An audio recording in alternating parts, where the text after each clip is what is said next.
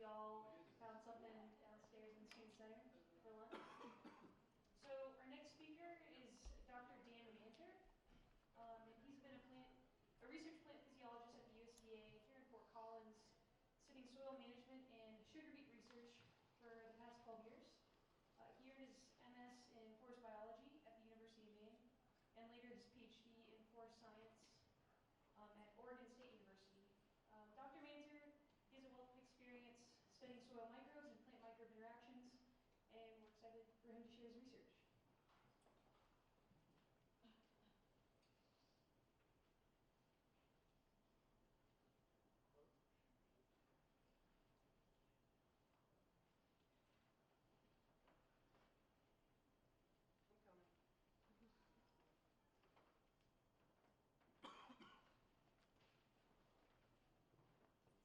This one on? So I was a plant physiologist. Now I'm a soil scientist. Don't know why. I'm in a soils unit, I guess. So I'm going to talk about harnessing the soil microbiome for increased drought tolerance.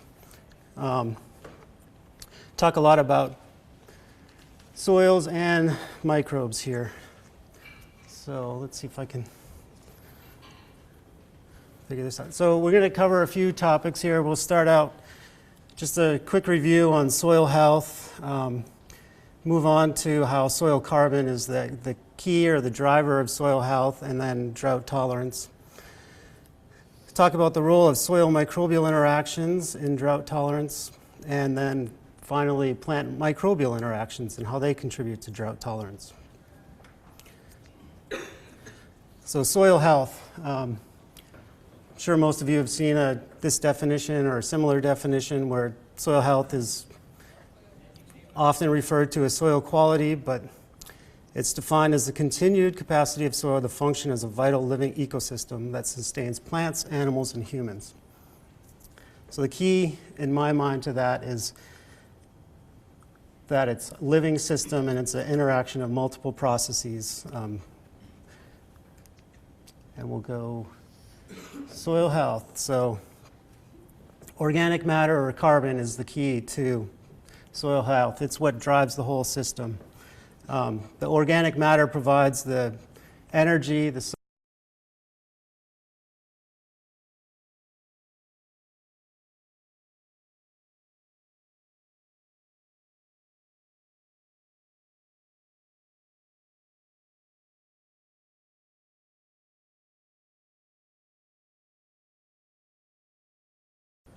a physical structure.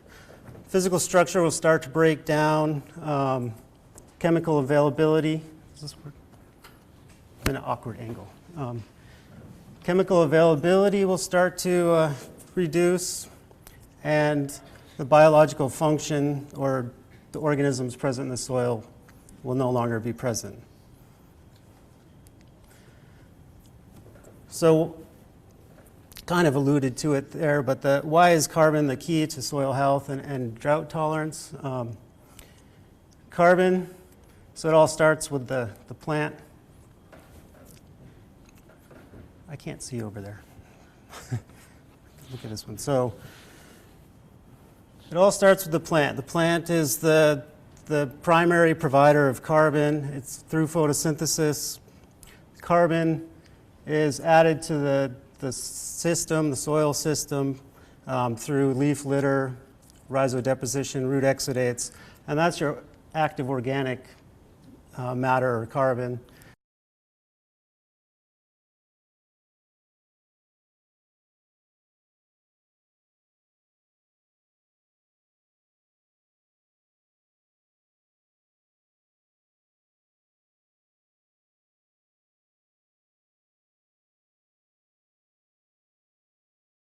We'll talk about how that relates to drought tolerance. And also, these microbes are directly interacting with the plant and helping with drought tolerance. Add another button. There we go. So let's start out with this interaction here of microbes and soil.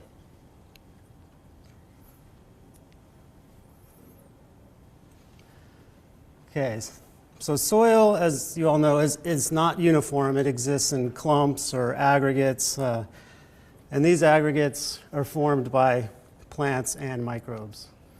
So on the left here is a picture of, I want to look both places, some clumps of soil with plant roots embedded in that clump. So the roots are contributing, so their exudation and secretions are part of the glue making those clumps. In addition to plants, we have fungi. So you can see a picture of hyphae here. These hyphae also are contributing to soil structure and aggregation. And in addition to the plants and fungi, bacteria also are producing polysaccharides or sticky substances that help form the glue to keep soil aggregates in place. And we have another picture of bacteria. These bacteria almost look like fungi, the actinomycetes. They're kind of a long, stringy bacteria. Okay, so soil aggregates and their importance. They come in a variety of sizes, shapes, chemical compositions, and what each of those are doing is providing a unique niche or habitat for microbes and a diversity of microbes.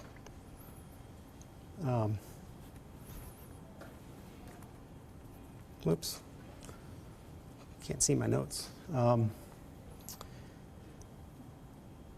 The pores, so those aggregates,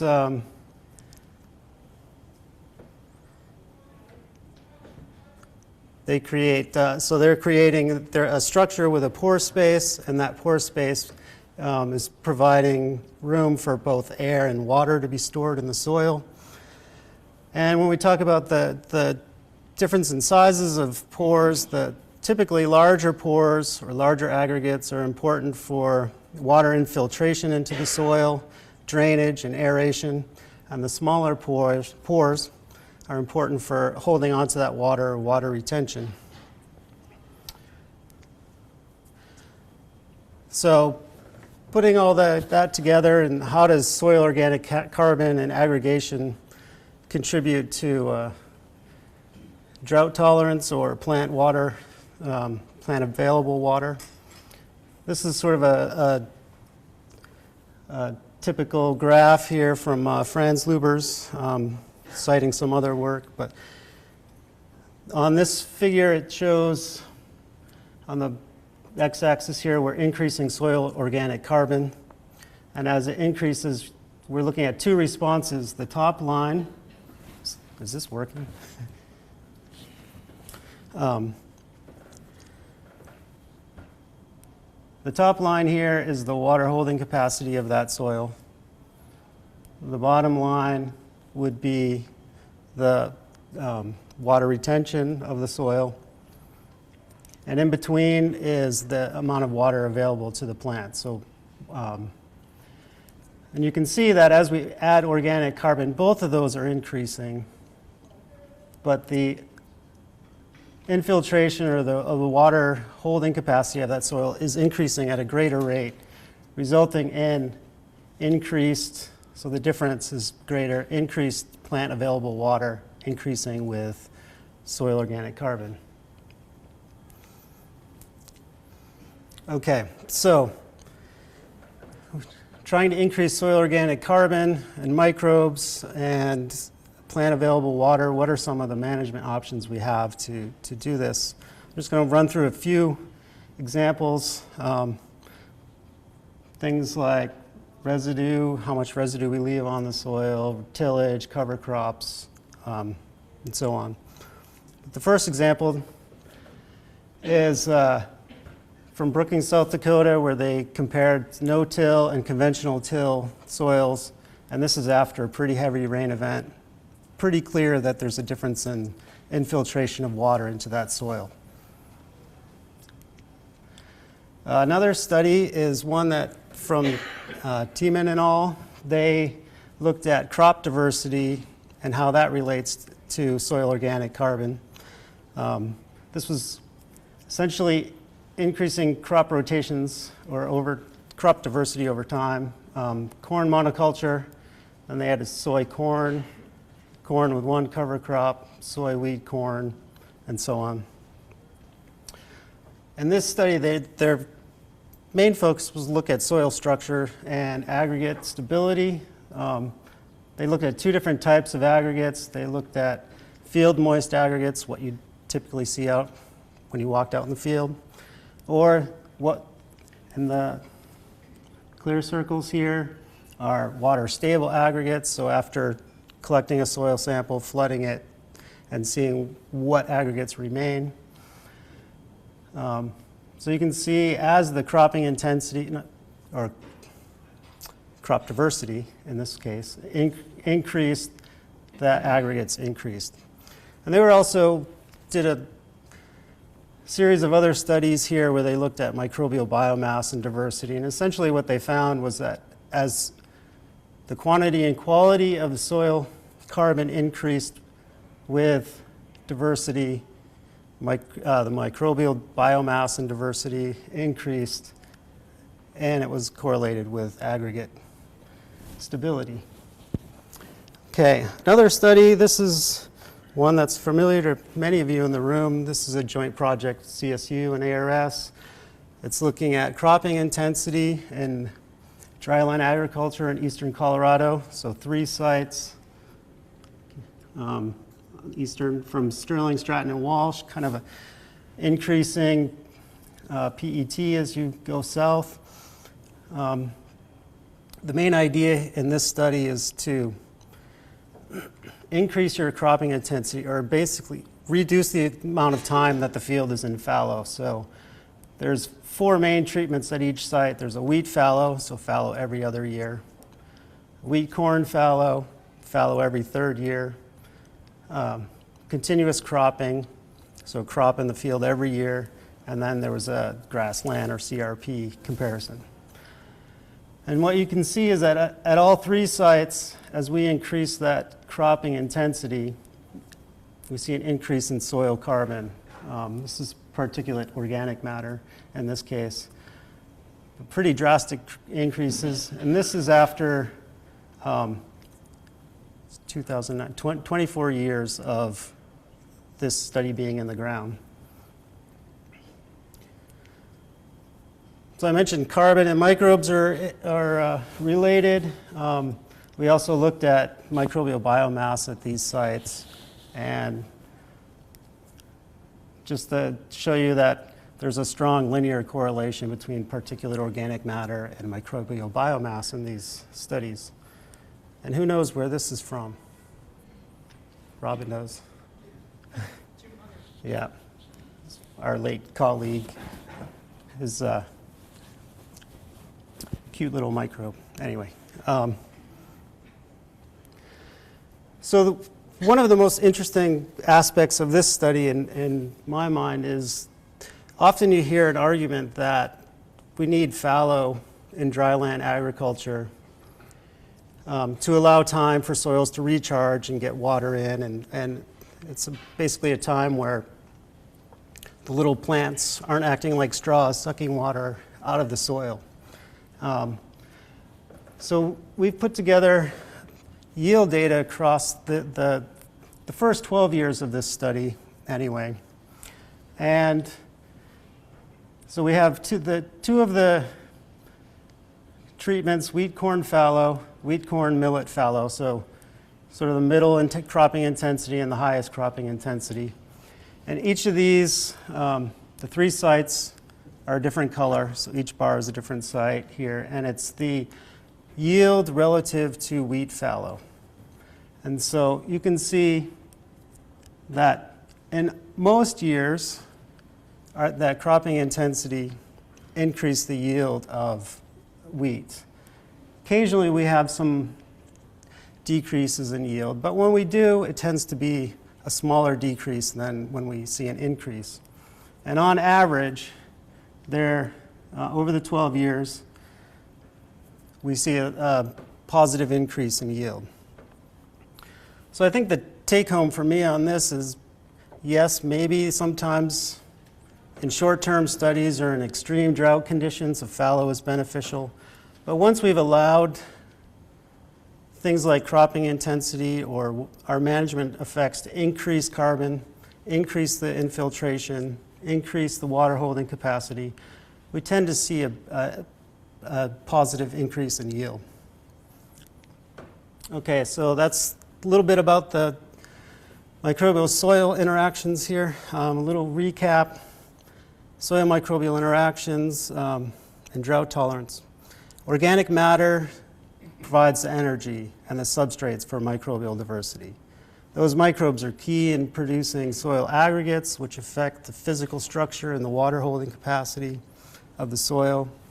And we have a variety of management tools that we know we can use to increase both soil organic matter, microbial biomass, and aggregates. Okay, back to our cartoon, and we're going to now look at the microbe-plant interaction on drought tolerance. So we did a series of studies where we tried to test, do a direct test of the role of soil microbes in drought tolerance. And I know when I first started at ARS, I had a few conversations with some of my colleagues, and they've basically said to me, no one has ever shown that soil microbes can affect plants, which was weird, but anyway. So kind of the impetus for some of these studies. We started out with a trial where we took soils. We either had untreated natural soils, or we autoclaved the soils to kill the microbes. And it's not quite that simple. So the untreated really includes your chemical, physical, and biological aspects of the soil. And then the autoclaved, in theory, we've killed all the microbes, but we're still left with chemical and physical properties of the soil. So we use these treatments with Arabidopsis plants grown in these soils, subjected to full drought. It was either fully watered or not. And then after 12 days of the drought treatment, measured soil water content, biomass, mortality. The results from this study. So in the top graph here, this is water content in the plants after 12 days of drought. And each group of bars is a different soil.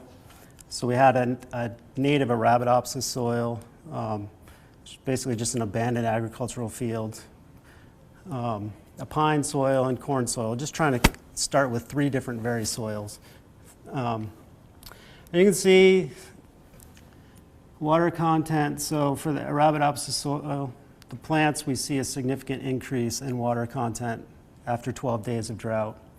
Pine soil, same thing. Corn soil, opposite trend. Biomass, pretty similar result. Biggest increase in the Arabidopsis soil.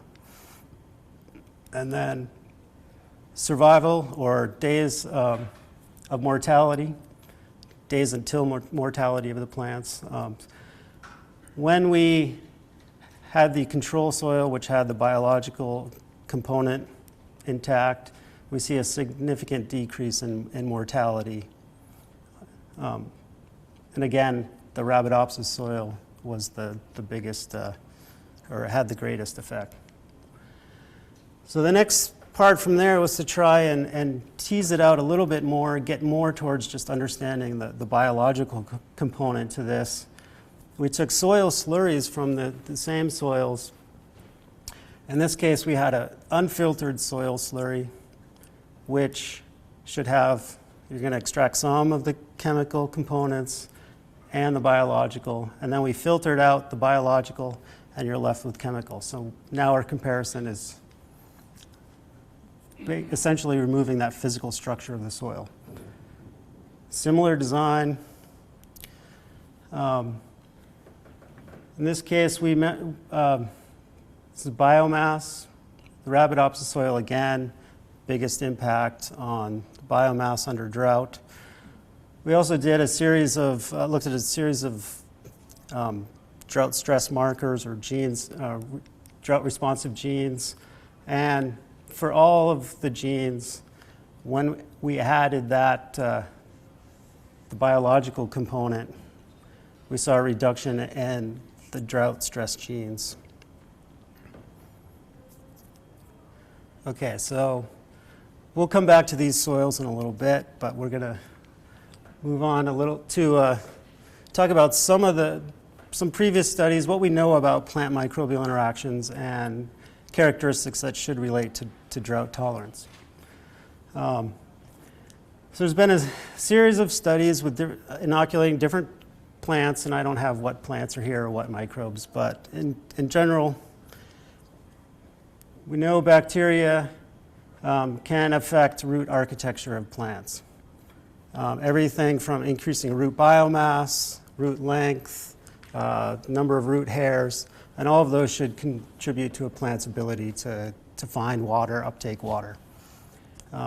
Shoot architecture, a series of studies have shown bacteria can increase leaf area, increase relative water contents.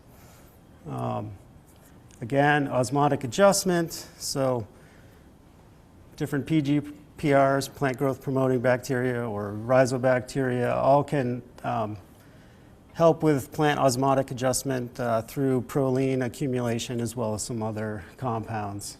And finally, antioxidant production. Bacteria also either produce antioxidants or stimulate antioxidant production in plants, helping scavenging oxygen radicals under stress. All of these should and do contribute to drought tolerance. Most of the studies I picked out here all did have a drought component to the study. One of the areas of most active research here is understanding what's going on. What are the mechanisms that the bacteria are using to influence plant function? And pick three here, the auxin production. There's several bacteria that produce auxins, and then those auxins can stimulate general plant growth, root growth. Abscisic acid synthesis, which is important for plant-water relations and stomatoclosure. Leave that for the other physiologists here. Third one, ACC deaminase. This is an area we are studying a lot. So bacteria that produce this compound, or this enzyme, it degrades the precursor to ethylene, and the bacteria use that as their both a carbon and nitrogen source. But when it degrades the ethylene precursor, that starts to influence plant stress, or its detection of stress, changes root structure, and again, a whole cascade of responses. So, from there, we've also been involved in a number of studies where we're trying to identify and isolate novel bacteria that lead to drought tolerance.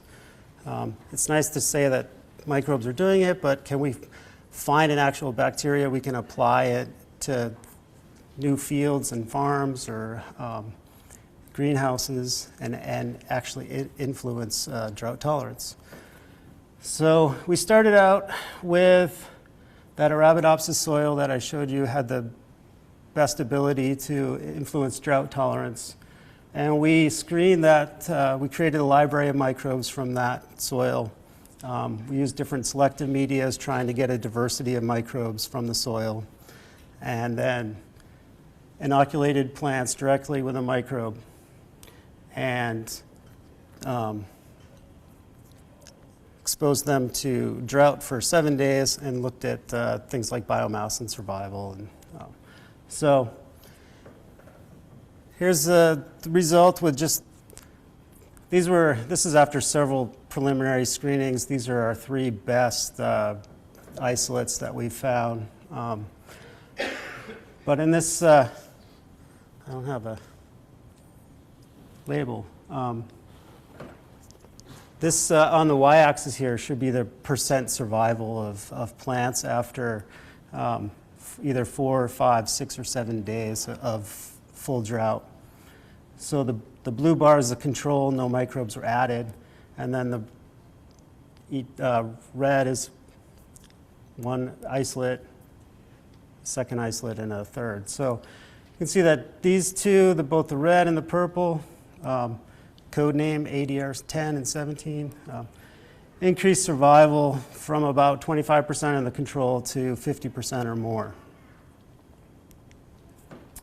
That was Arabidopsis, not really that exciting in the ag world, so we moved on to corn and used these same microbes. And this is survival of corn with the 2 isolates after 12 days of full drought, and you can see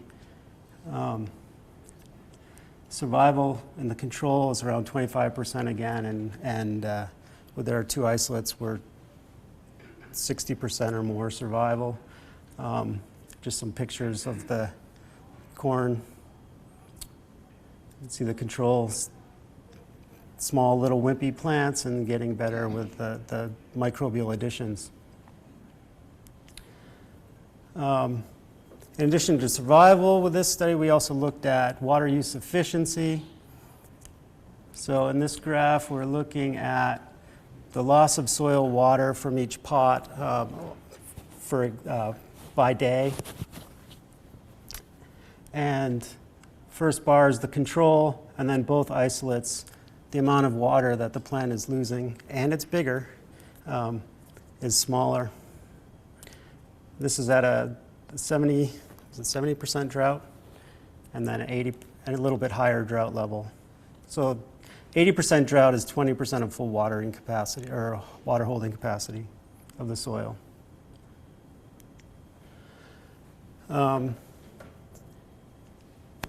So the next thing I want to talk about is a little bit more about these ACC deaminase bacteria.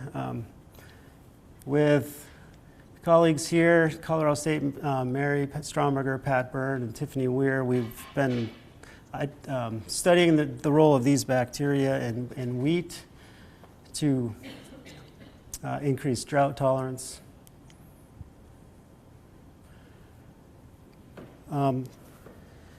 We started out with a common garden study at RDEC and just looked at the presence of these bacteria associated with different varieties.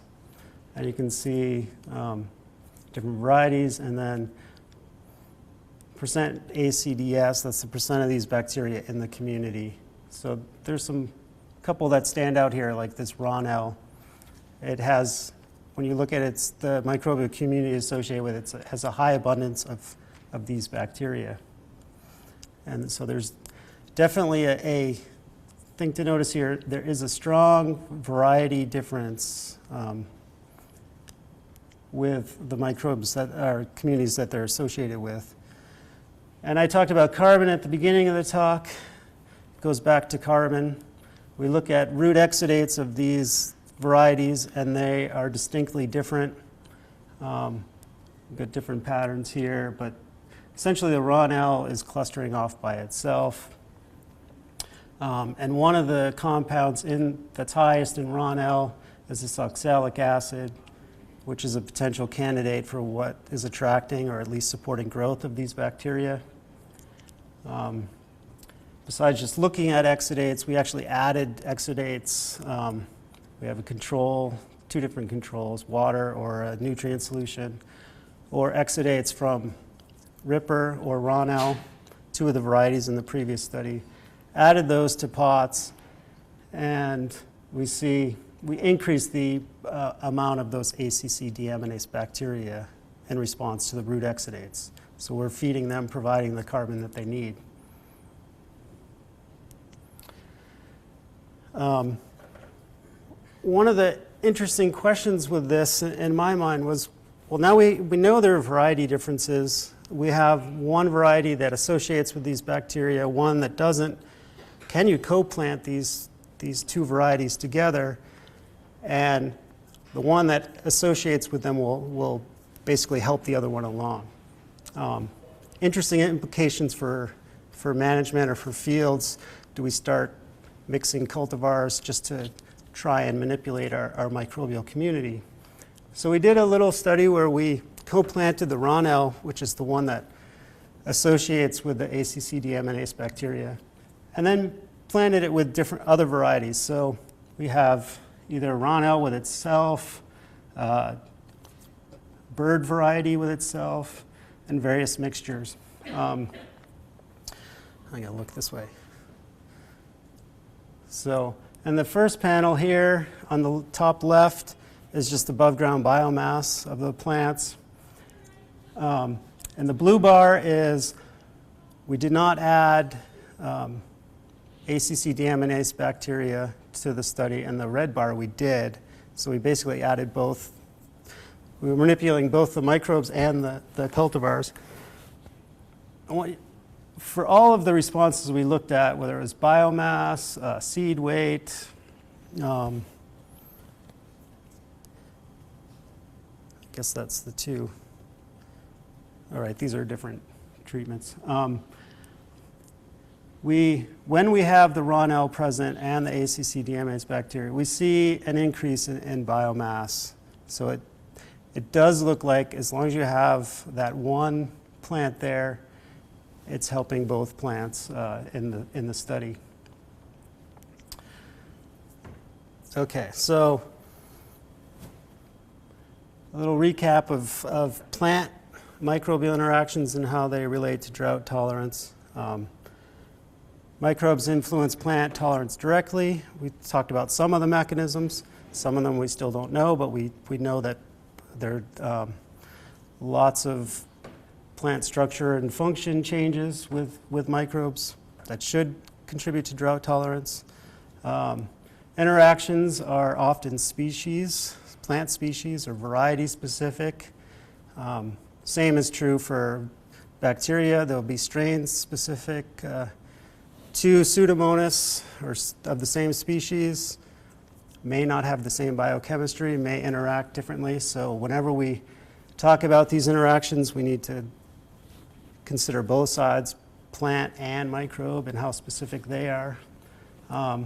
Again, carbon is key. Carbon, in this case, when we look at plant microbial interactions, is so both the quantity and quality in its root exudates or leaf litter is driving that community structure, driving who associates it with it, and driving the overall response. Overall conclusions.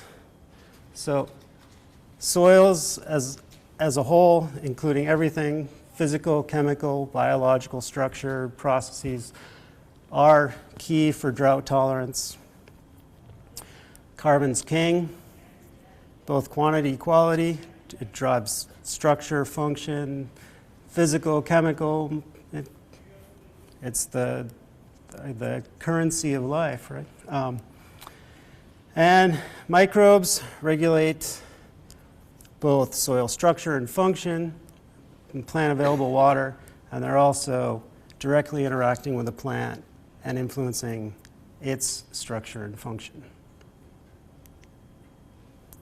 So with that, some of my collaborators on these projects here at CSU or ARS, and the microbes. All right.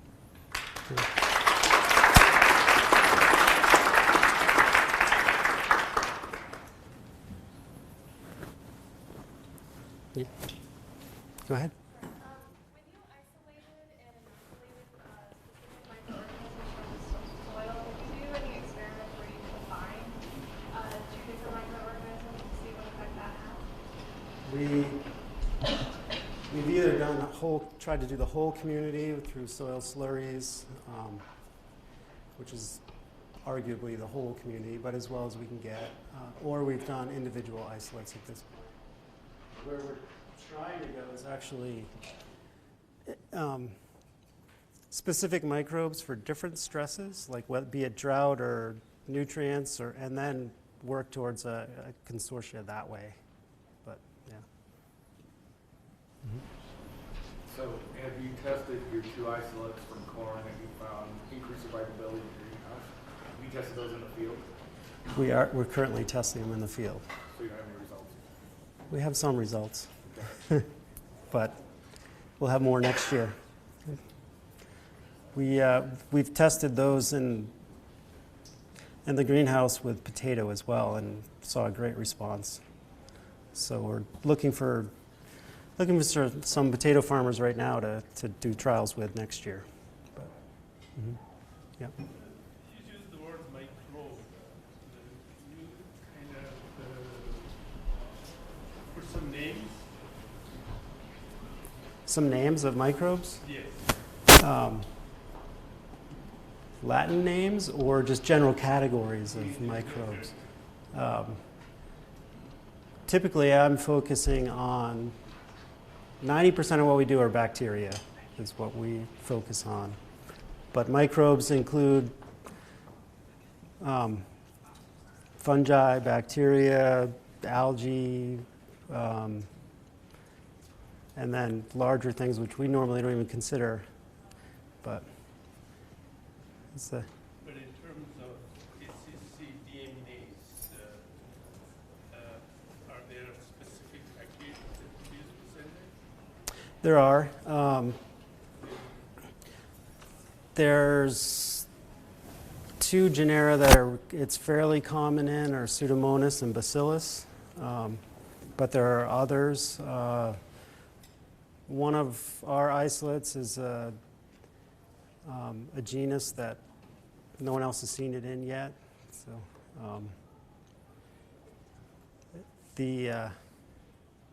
that's most of these functions are interesting. We think of rhizobium for nitrogen fixation, or we think of whatever it might be. We think we have one or two organisms that we normally associate, but when you start to look at the distribution of many of these genes or these functions, it's oftentimes in totally different phyla that we don't even think of.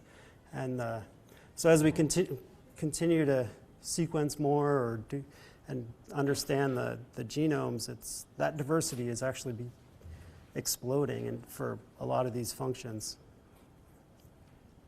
which is good in terms of redundancy or resilience in the soil, but it also means a lot of times, how do we know who's contributing to these functions? How do we sum it all up on a soil basis? And that's a more difficult question.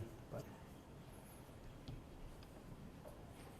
anyone else? Thank you, Dan. Thanks.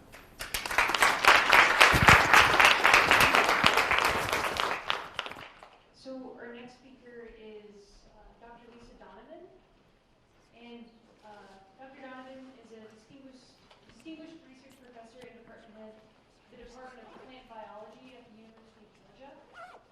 She earned her MS in marine studies at the University of Delaware, and later her PhD in biology at the University of Utah. Her lab focuses on plant evolutionary ecophysiology, and as it relates to plant response to growth limitations, namely abiotic stresses.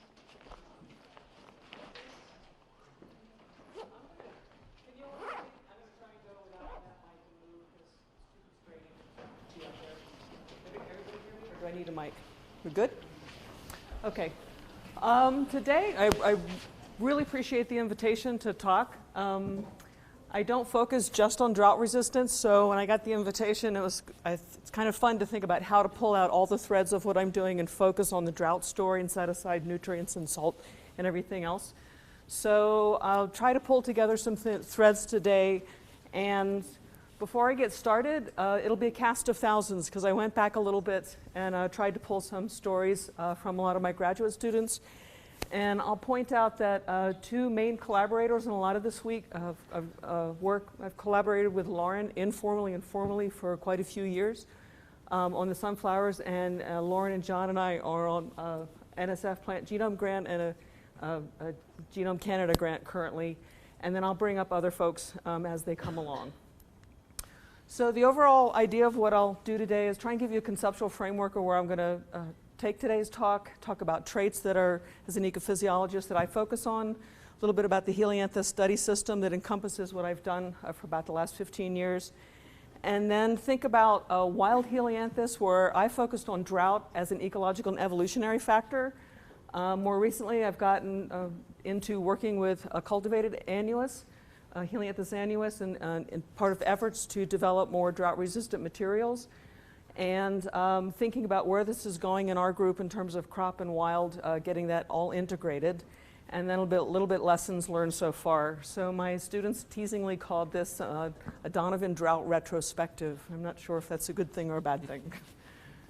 So in terms of a conceptual space, when I was trying to put together, having done lots of studies over the years, started thinking about what scale. The scales I've worked at are everything from comparing genes, genotypes, populations, gene expression that's going to be cascading up through all of this.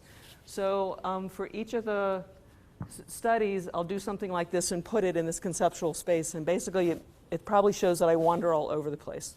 But that's not a bad thing when you're doing science. So in terms of the terminology I use, I really appreciate the talks this morning, escape, avoidance, and tolerance. Basically, I like to use the term drought resistance as the overarching idea, the terminology. And I use escape for strategies, traits that allow a plant to escape in time, so it never really is around during the water limitation. Avoidance is that there's a water limitation in the system, and the plant either avoids it by, say, rooting deep and avoiding it in space, or being conservative in its water use, so it never gets to low water potentials. And tolerance is actually truly tolerating a low water potential for the plant. So that's the terminology I use, and it's pretty consistent with what some other folks have been doing. These are some of the traits I like to work with and think about. And because of my work, not necessarily with drought, I think about correlated trait evolution and plant strategies, and that certain traits sort of hang together through space and time. If any of you are ecologists, you think about a competitor versus a stress tolerator, Grimes triangle or whatever. And so for some traits that relate to drought resistance, you're going to see them expressed even under well-watered conditions. Usually plants that are going to be on the escaping end of things have a higher stomatal conductance, a lower water use efficiency, lower root mass ratio, et cetera. And so you can put these on a scale. And I'm not saying that they always hang together or perfectly correlated, but it's just a way to kind of think about traits. And then also, how are these traits going to respond to, if they're exposed to a drought, whether you get accelerated phenology, stomatal closure, increased water use efficiency, all of these traits. And true tolerance down here would be accumulation of compatible solutes, lowering of the Turgor loss point, and survival of prolonged wilting are ways you could get through that. So these are a lot of my favorite traits. Some of them take a lot of effort to measure, so I can't possibly measure them on the thousands of plants I would like to for some of the scales, but you have to pick and choose your question and what scale you're going to address it at and what you can actually do with the traits at that particular scale. So I'll try and walk through that. So for a study system, work on Helianthus, both wild and cultivated for a while now. It's a really cool genus to work with. It has herbaceous annuals and perennials. And around here, I'm sure you've seen the roadside wild annuus, and fast growing and everything. You may not know that it also grows in roadsides, pine savannas, wetlands, rock outcrops, dunes, and deserts. It actually has quite a bit of variation in ecology, which makes it fun to work with. It's experimentally tractable in terms of greenhouse studies in a reasonably short lifetime. And because of it's related to the cultivated annuus comes out of this genus, you can use the genomic resources that were available, so that was attractive to me when I started working on this. And because it's economically important, you can put it in your NSF proposal, broader impacts, that it has something to do with something about society. But I'm now finally getting to actually test some of that. So for the first sort of story I'll tell, it's with Helianthus anomalus. And basically, it's an ecophysiological study trying to scale up to survival and fitness. And I'll be comparing populations and species for this particular species. This is the habitat where it grows. This is Little Sahara Dunes out in Utah. So this is a homoploid hybrid species that's it's endemic to sand dunes in the desert Southwest. And it's hypothesized by quite a few people to be drought tolerant and a possible source of genes or traits that you could integress into cultivated Helianthus annuus. Loren Riesberg worked out this system that it's a homoploid hybrid. He did all the genetics and background of it and has looked at its evolutionary history. I came on and started looking at the ecophysiology because this is a fascinating case. If you have something that's endemic to sand dunes like this and its parents grow elsewhere, they don't grow here, it doesn't grow there. It gives you a system to look at trait adaptations. What is it about this that allows it to grow in this habitat? How does this match it? So one of the things I did, and I should have done this first instead of several years after I started working on it, you should go for the big questions first. We did reciprocal transplants with seeds and seedlings to make sure that seeing it in that habitat, that it was actually adapted and doing better there than its ancestral parents. So this is the hybrid species here. These are the two ancestral parent habitats. And we took seeds and seedlings and did all the reciprocal transplants, and calculated lifetime fitness. So that includes number of seeds that germinated, seedling survival up to reproduction, and then reproductive success of all of that. And I was very pleased that in the sand dune habitat, the hybrid species is the one that does best by far than either of its ancestral parents. And it comes at a trade-off that if you look at its performance in its ancestral parent habitats, it does do worse there. So there's some sort of trade-off. So this was a good basis to do more work on it. But it was good to check because there's another homoploid hybrid species from these same parents, and that's not the case for it. You can go to a habitat where only it grows, and it does worse there than its parents. So beware. So in a habitat like this, it was hypothesized to be drought tolerant. And going in, I had an expectation that water use efficiency in particular, that would be selection for higher water use efficiency is a more conservative strategy. And I looked at that at two different ways.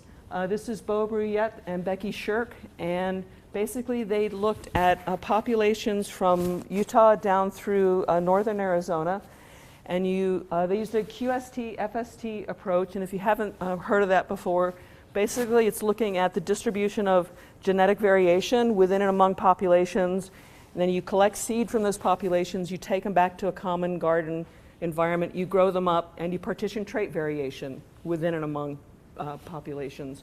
And if you've done things right, this here is the FST. That shows you if all the traits had the same partitioning of variation as the genetic variation, then there would be no evidence of adaptive differentiation or selection on that trait. So what was interesting to find is that there was evidence of adaptive differentiation across the populations for nitrogen trait, leaf nitrogen, days to first flower, so phenology was greatly affected, and photosynthesis on a mass basis. So there was evidence for adaptive differentiation, and the carbon isotope ratio here, which represents a good proxy for leaf level water use efficiency, there was no adaptive differentiation for that. In fact, it was something like stabilizing selection. So my expectation of selection for higher water use efficiency wasn't evident here. And in fact, when you looked across these populations, we went to the hotter, drier, and low fertility sites. They didn't get more conservative. They actually grew faster and had a live fast, sort of die young strategy. And our interpretation of that was that they were actually growing. There was a predictable drought coming later in the summer, and they were growing faster and reproducing quicker to get out of there. Okay, so it was actually in the phenology and the nutrient relations that would support a higher photosynthetic rate than water use efficiency. And we also looked within natural populations. So a different way you can get at selection on traits, inferred selection, is to do what's called phenotypic selection analysis. That's where you take a population of plants, you sample a trait across all those plants, one or more traits, and then you look for some kind of measure of performance at the end of the season, and you see if your trait predicts performance at the end of the season. And when we did that in natural populations, several different sites, and at different times of the year, and artificial hybrids, in no case, the selection on water use efficiency was just all over the place. There was not that consistent signal of selection on water use efficiency. What was consistent was that there was selection for higher nitrogen in that habitat. So both across populations and within populations, it didn't support an expectation of strong selection on water use efficiency. It was more on nitrogen. So with that in mind, we said, okay, let's go water these things and see if water is important as we think it is.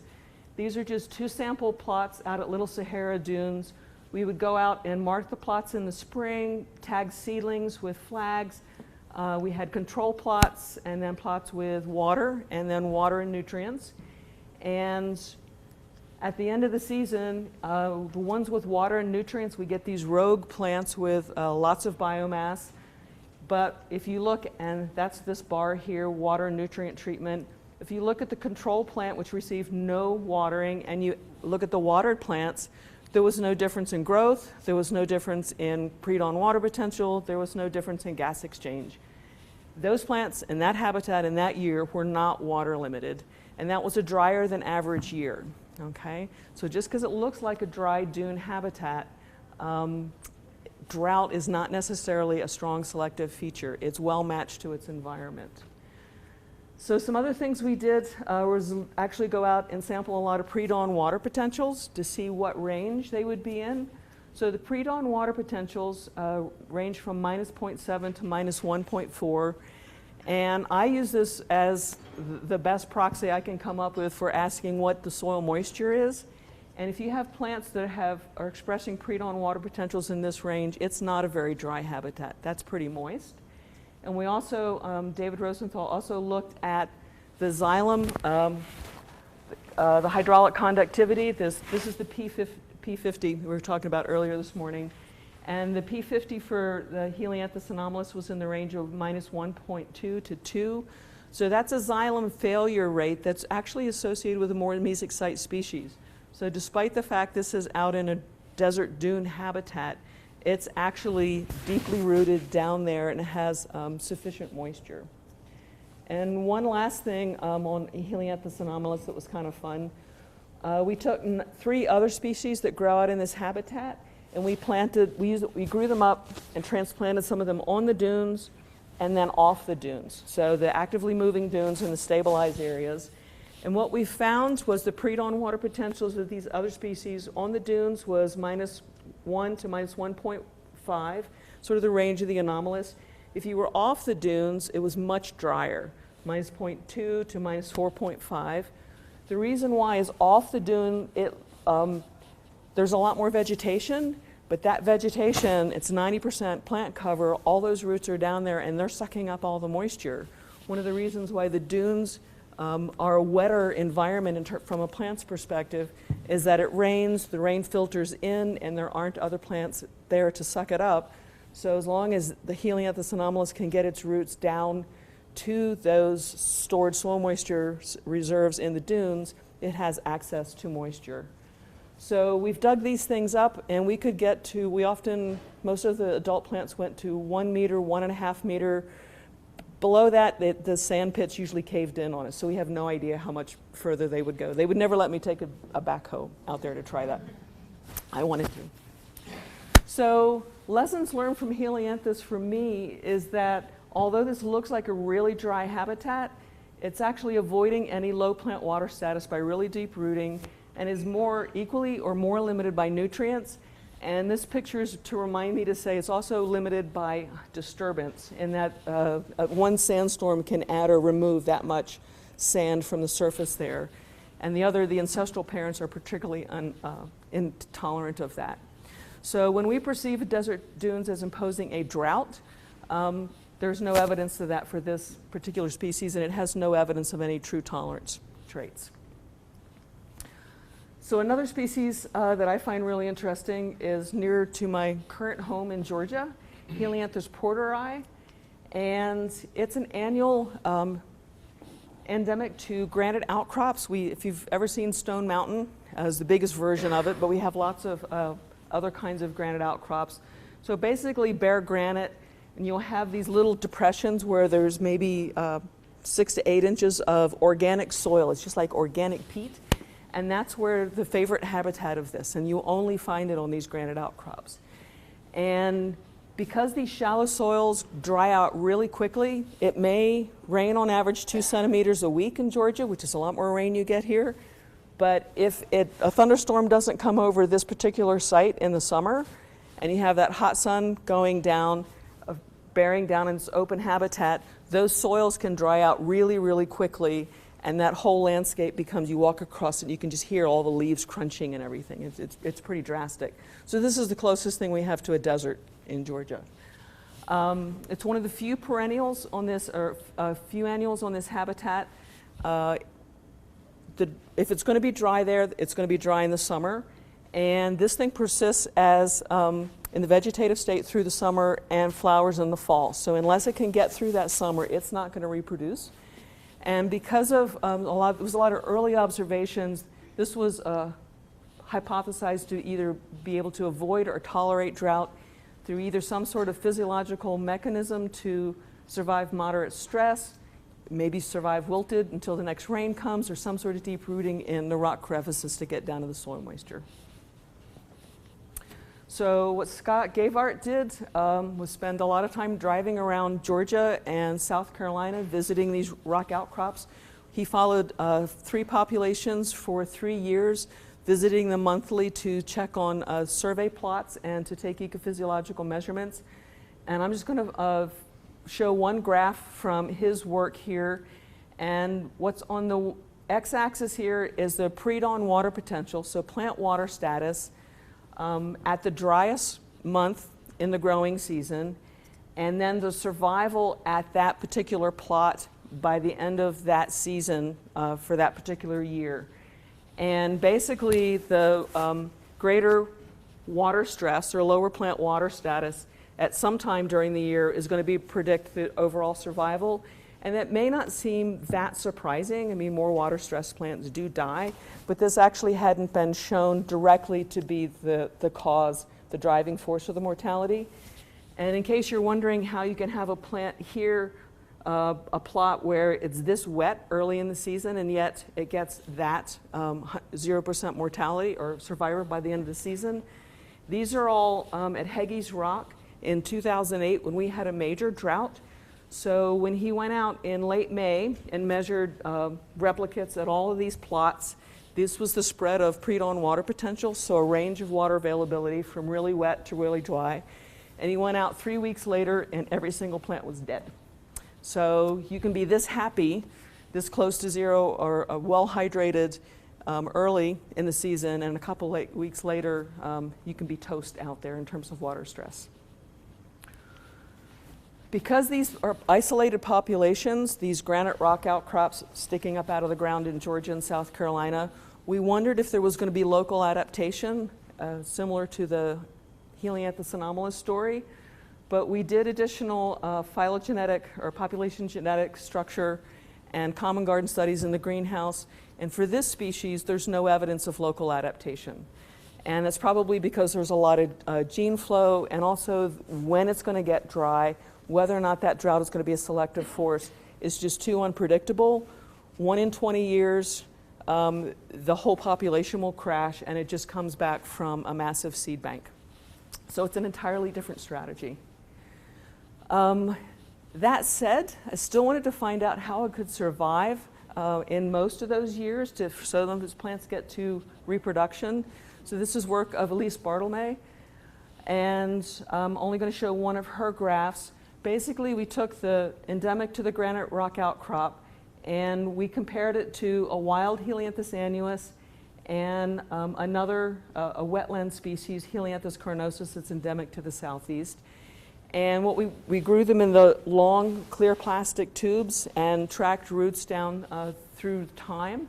And what we found is that the Helianthus porteri has really shallow roots, similar to a wetland species, and that Helianthus annuus roots much more deeply. And so if you were looking for a trait to convey tolerance, it wouldn't be deep rooting depth. And in hindsight, it kind of makes sense. This is adapted to a habitat where the soil is this deep. So guess what its inherent rooting depth is? About that deep. So we shouldn't have been surprised, but it was worth testing. And she did some other studies, and I dearly wish I had the pictures of the experiments, but somehow they didn't make it on the plane with me, so I'll just have to describe them. She did a series of studies to challenge them to different drought conditions. So she built a system where you could hold a mild drought using soil moisture probes and a controlled irrigation system, so you could feed back however much was being used each day. And so she challenged Helianthus porteri and annuus and several other species.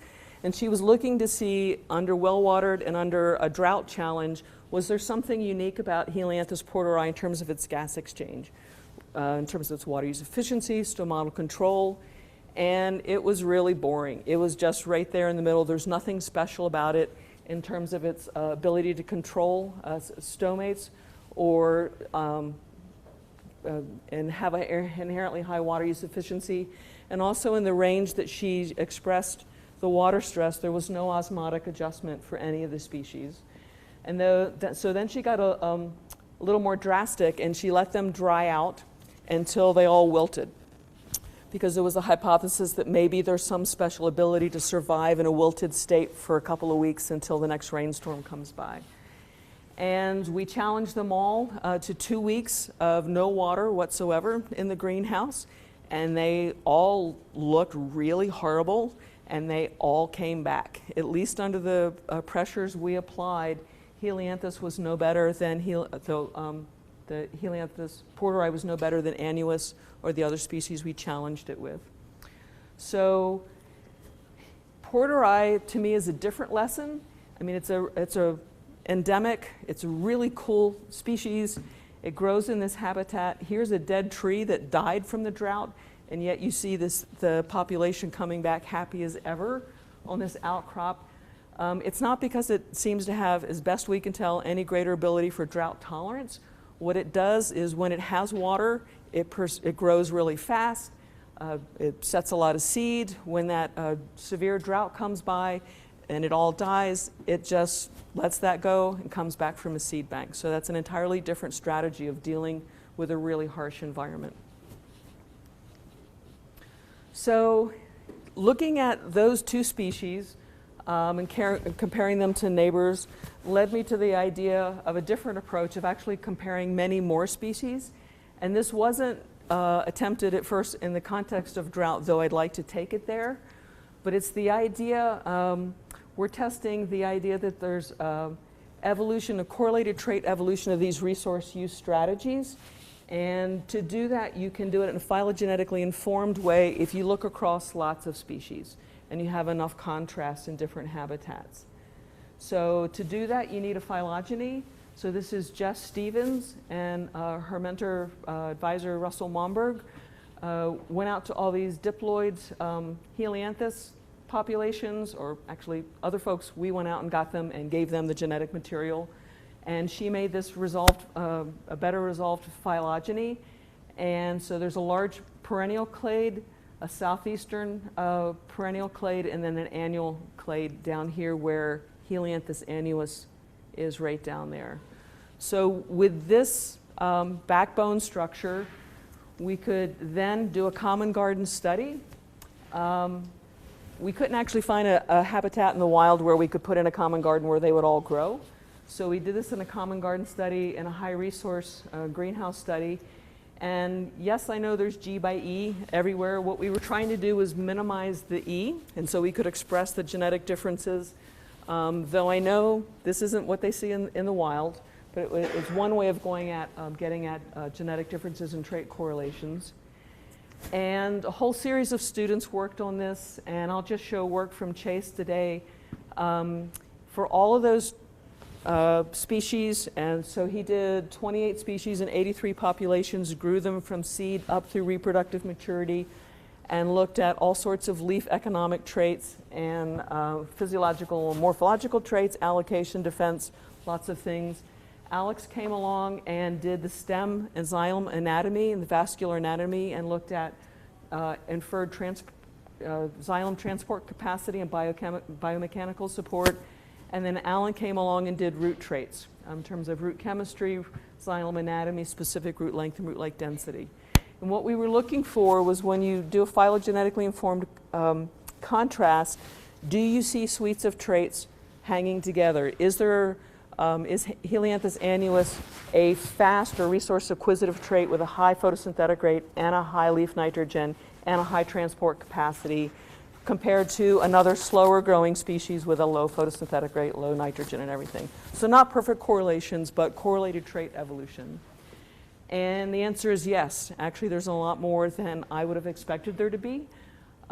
Here's just the leaf traits that we've captured. The leaf economic spectrum is photosynthesis, nitrogen, leaf lifetime and leaf mass per area, and respiration and phosphorus. And how to read this is Helianthus annuus up here is yellow, and that means that it's sort of intermediate in its resource acquisitiveness.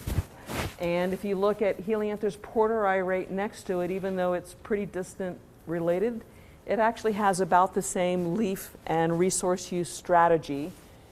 And we were using this because we cared about correlated trait evolution, but I think how it might relate back to what material you could want to explore for use in cultivated is that if this is the cultivated or the wild relative of the cultivated annuus, and you were looking to incorporate variation and diversity of traits and genomic regions, you might be able to use these trait syndromes. Here are things, the Pediolaris and the Neglectus, et cetera, that actually have even more resource acquisitive strategies.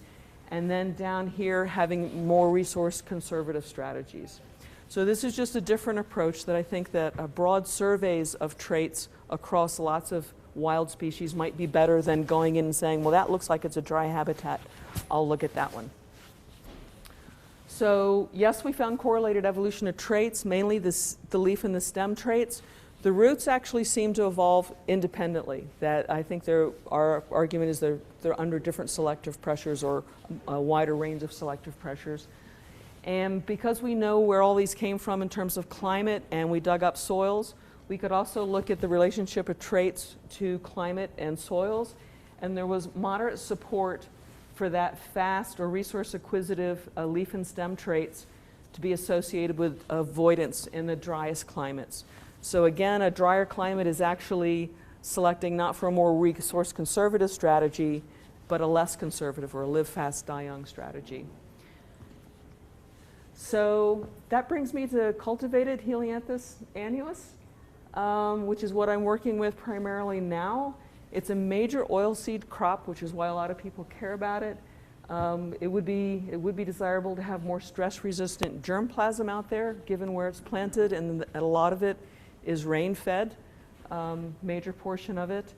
So how do we work with that? So the work I'm going to show you now is sort of in this conceptual trait space. We have what we're calling SAM. It's the Sunflower Association Mapping Population. And we're basically right now working where we're trying to get, we know the genotypes, the genes, the genotypes, and we're trying to phenotype them across this trait space. And this is 288 inbred lines, and it encompasses about 90% of the variation, allelic diversity in cultivated sunflowers, so it's a pretty good panel. And what we're going to do is take that SAM and do GWAS, or genome-wide association mapping, to look at regions of the genome that are associated with drought resistance or particular traits. And I'm going to show you data from two very different scales. The Drek field station is a 5-acre field trial plot out in Southern California. And the PEG is looking at seedlings imposing drought at a seedling stage in a growth chamber. So there's like two really different scales of imposing a drought. And Lauren and John are PIs on various aspects of this. And I also wanted to highlight the work of postdoc Andris Teme, who's leading all the field work at Drek and in the greenhouse. So what were our goals with the GWAS, or genome-wide association mapping? We wanted to take these 288 lines and rank them for stress resistance, drought stress resistance. We wanted to determine the association of the genomic regions with that resistance. We wanted to see if there were any vegetative traits that would predict the performance and the stress resistance, and both with high throughput phenotyping, courtesy of Pedro Andrade Sanchez at University of Arizona, and then what Andres and I call high effort phenotyping, which is the traditional where you go out and you pluck the leaf and take the hole punch and grind it up and everything. So this is actually a bird's eye view of the 5-acre field plot. On this end of the field, we had 3 replicate blocks where we gave 60% evapotranspiration, and the control down here got 100%. And this was done in Southern California at Desert Research Extension Center and with our co-PI Khalid Bali. So 5 acres of sunflowers was really scaling it up for a poor little ecophysiologist who's used to working with a couple populations, but it's worth a try. So what did we find? Or what did we have to do? So you have to, this was in 2016, you have to plant a lot of seeds. And this was where we did the high effort phenotyping. That's a lot of sunflowers. And this shows where we were taking hole punches to get at specific leaf area, nitrogen and carbon isotope ratio. And this is the fun part, where this is Pedro's tractor, where he has a boom that you can raise and lower that has sensors to measure sonar to get at height, infrared to get at temperature, and also reflectance to get at NDVI, or measure of greenness. So several times during the season, he would roll over down the rows, and it's a GPS tracked, so you'd come out with traits for that. The only problem is this only goes up about 6 feet, and so when the crop gets taller than that, you're done with the tractor. I haven't got a taller one yet. So we got data in 2016. We found genotype effects, which was good, and a lot of that data analysis is still underway. But to our great disappointment, we found no drought treatment effect, which was what we were looking for. And I think what our best guess at what happened is that plants in both treatments apparently rooted the 2 meters down to the groundwater during early vegetative stage. These things root really deeply. Maybe we should have thought about that beforehand. But we got a lot of information. Basically, we have a lot of wet plants. We can go ahead and do preliminary associations of plant performance with traits, and we have some preliminary hits with that. But that left us pretty unsatisfactory. We can't rank them for drought resistance if we don't have a drought. So we went back in 2017 and we made several changes. We changed the severity of the drought treatment to 10% of evapotranspiration, and we enhanced the high throughput. We not only had the tractor running in 2017, but we added drones, drone flights to match the tractor runs. And the drone, you could also do the height, the temperature, NDVI, and also a multispectral. And Andres also wanted to, because of the rooting question from the 2016, he wanted to characterize roots via shovelomics. So basically, you literally go out, stick a shovel in the ground, pick up a standard amount of soil, and wash it off and get an image. And this is in collaboration with Alex Book at UGA, a young colleague we just hired there. And if you're interested, look up his DIRT, root image analysis. Basically, it's a way of getting higher throughput phenotyping for root analysis. So we have a drought this year, or from 2017. We done good. So this is the 5-acre plot just of the photographs from the drone, and this is the part that's blown up here, and you can see each individual plot of a genotype. And just looking at that, you can pick out different genotypes. They're pretty remarkably different. And this is the heat map of the thermal imaging. So this half is the watered, the control, and this is the droughted half. And the fact that there's a lot more blue here than there is a good thing. That means the plants in the water stress treatment, the leaf temperatures were higher and the stomata were more closed. So that was what we expected. And you can see it blown up here. And this is all, we've had another colleague join us, Sergio Bernardes at UGA, who's mastering this. This is a nightmare of data analysis and processing that he's handling for us, or with us, and joining our program. So we're still processing that data. Andres is going for the shovelomics. Basically, we couldn't do every plot in the field, but we did quite a few of them. The royal wheat, he did quite a few of them. You basically get the shovel of the root, you rinse it off, you take an image in the field, and then there's an automated image analysis system that's actually online. You can just submit your batches of images, and it will give you back shape factors. It's not WinRISO, it's not counting numbers of laterals or anything. It's actually computationally doing the whole shape of the root system. And so here's an example of a wet root and a dry root. And what we found, this is just, we got this data on Monday, so you can thank Andres that he analyzed it before he went home on Monday. Basically, we've already demonstrated that in the stressed plot, the drought treatment had an effect on overall surface area of the roots in the sample taken, and also in the width of the roots.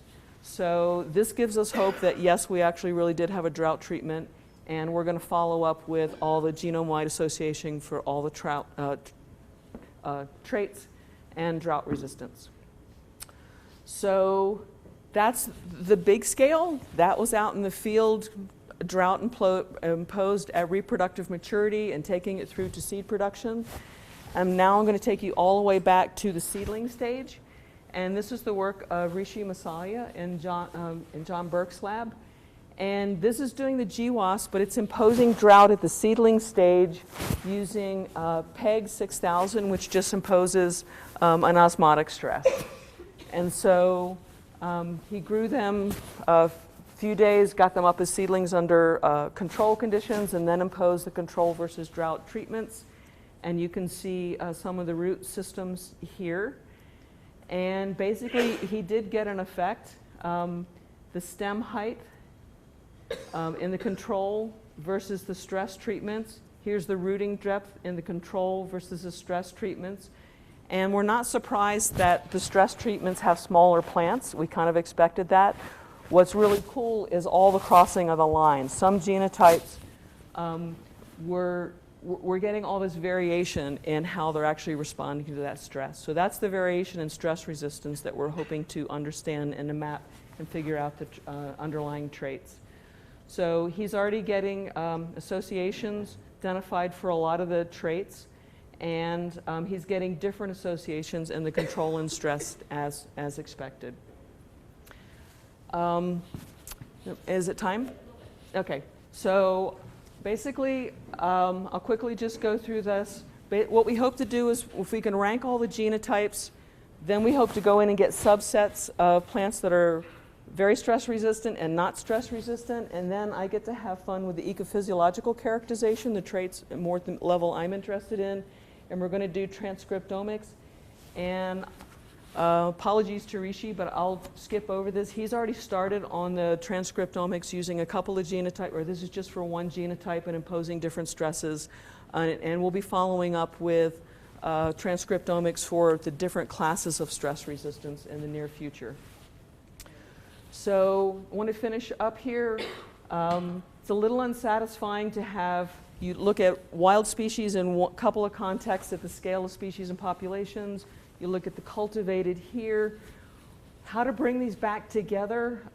We're proposing to do population genomics, where you actually, I put it out here with the environment. If you collect from wild populations and you know the environment and you genotype those, you can just skip all the intervening phenotype and match environment with signatures at the genome level and pick out candidate genes. That's another way of trying to bridge wild and candidate genes for possible integration into cultivated. And the last thing I'll mention is that we're creating, Lauren's taking the lead on creating magic populations where we have a combination of wild and elite sunflower. And the purpose of this is to get those wild genes into an elite background where you can see how they're going to express in a background that's of much greater interest to a breeder than just what's out in a wild population. So these are underway. Lauren's creating them. John's going to genotype them, and we hope to be phenotyping them in a couple of years. So with that, it's possible to look at the role of water availability in plant plant ecological and evolutionary success, that's where my heart lies, and I can take the tools from the cultivated. But so far, everything I've seen in the field is either avoidance or escape. There's no true tolerance in sunflowers of water stress. The cultivated work we have ongoing, there's actually a huge amount of variation already in the 288, the mapping population, that will be fun to sort out, and differences in stress strategies. And I think when we do the population genomics and the magic populations, we'll be able to get at, for sunflower, some of these stress-resistant strategies for drought and salt and low nutrients. So with that, I'll take questions unless I'm out of time.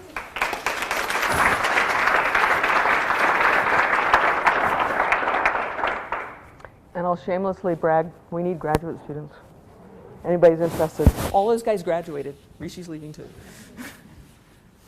A question?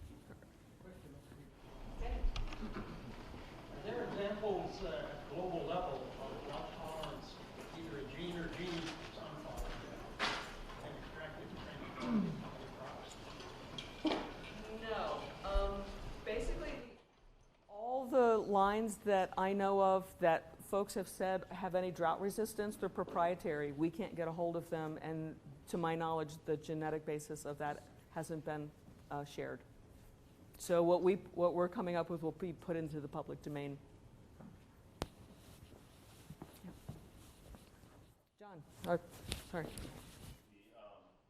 Using the percent of EC as your two levels of the factor of drought, just wondering what this is probably will turn into a philosophical question, but that's 100% ET of some elite hybrid of sunflower. Like, how does that relate to the two? Yes, into the live stream.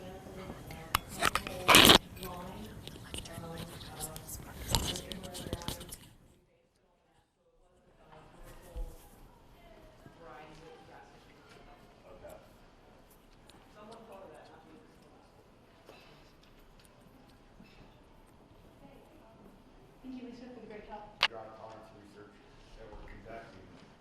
So what I'd like to do is first start out with a bit of an outline of what we consider as drought. This is all focused around maize.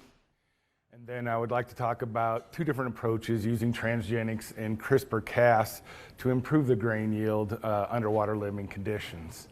So I guess I'll start out with my definition of drought tolerance. It's kind of a plant breeder definition in that we want to see an increase in grain yield under water limiting conditions. And kind of what's associated with that, but not overly spoken, is that there can be no yield drag under optimal conditions. So from a plant breeding standpoint, it's relatively easy to identify high-yielding germplasm. That is, germplasm that yields well under optimum rain. It's also relatively easy to identify drought-tolerant germplasm. And so those germplasms that yield better under water limit conditions. What the challenge is putting those two things together underneath the same hood. So combining that into germplasm. That's where the challenge lies, and that's where we think we have an opportunity using these different tools. Okay, so let's first talk a little bit of background about drought. So as I said, we're focused in on maize, and this is a heat map showing drought loss estimates. And this is over 50 years of data that's collected here. So this, the cool colors there show less than 10 bushel loss. As you get to the hotter colors down there, you can get to over 80 bushels loss. So not surprisingly, if you look at the I states, Iowa, Illinois, and Indiana, that's where you see the cooler colors.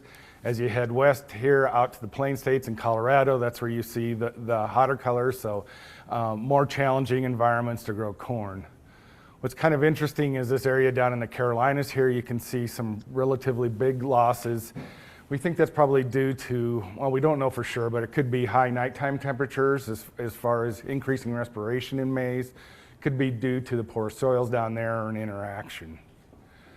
So we're interested in all aspects of improving grain yield, not only in the I states, but kind of in this area around the outside here. So showing 50 years of data is a little abstract. What I'd like to do is bring this down to a more real life situation, and that's happened this year. So again, I'll start out with the U.S. Drought Monitor. This is a screenshot that I took at the beginning of September. And what this is this is released by the University of Nebraska, and it kind of shows a drought monitor throughout North America. And what you can see here, and you've probably heard that there's a lot of drought stress that's going on in Montana and in the western part of the Dakotas. Overall, though, if you look at the Corn Belt, it's relatively excellent growing conditions for maize.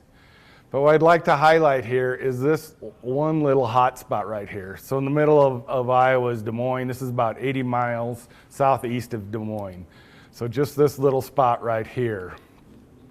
And this is a spot that's only got 6 inches of rain from May to the beginning of August. So this is very unusual for Iowa.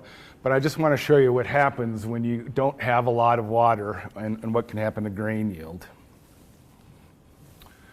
So this is a picture taking in a farmer's field here. So on the right is what it looks like from a vegetative standpoint, and these are obviously the ears down here. So if you focus in on what it looks like from a vegetative standpoint, you see a lot of rolling of leaves here. You can start to get lower leaf senescence that occurring. You can see that the tassels exerted here and more than likely gave pollen. However, if you look down here, you can see these are 5 random ears that were pulled out of this field here. You can see that essentially these are all ears that did not produce any kernels. You have a lot of green silks here indicating they did not exert past the husk. And so we essentially call these barren ears. So if you're a farmer and you've planted this hybrid, this happens to be a more drought susceptible hybrid, you're not going to have a very good year. So to contrast that, I'd like to show you what a drought tolerant hybrid looks like in the same field. So this is what a drought tolerant hybrid looked like. This happened to be one of ours, which is brand named Aquamax. Again, looking at the vegetative phenotype here on the right and a reproductive phenotype here on the left. So if you look at the vegetative phenotype, it's not really that different from what you see in a susceptible hybrid.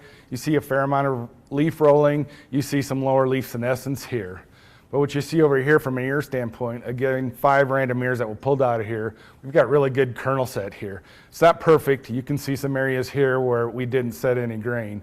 But overall, if you're planting this hybrid in this field, you're going to be happy from that standpoint because you're getting yield with a very limited amount of rainfall that occurred.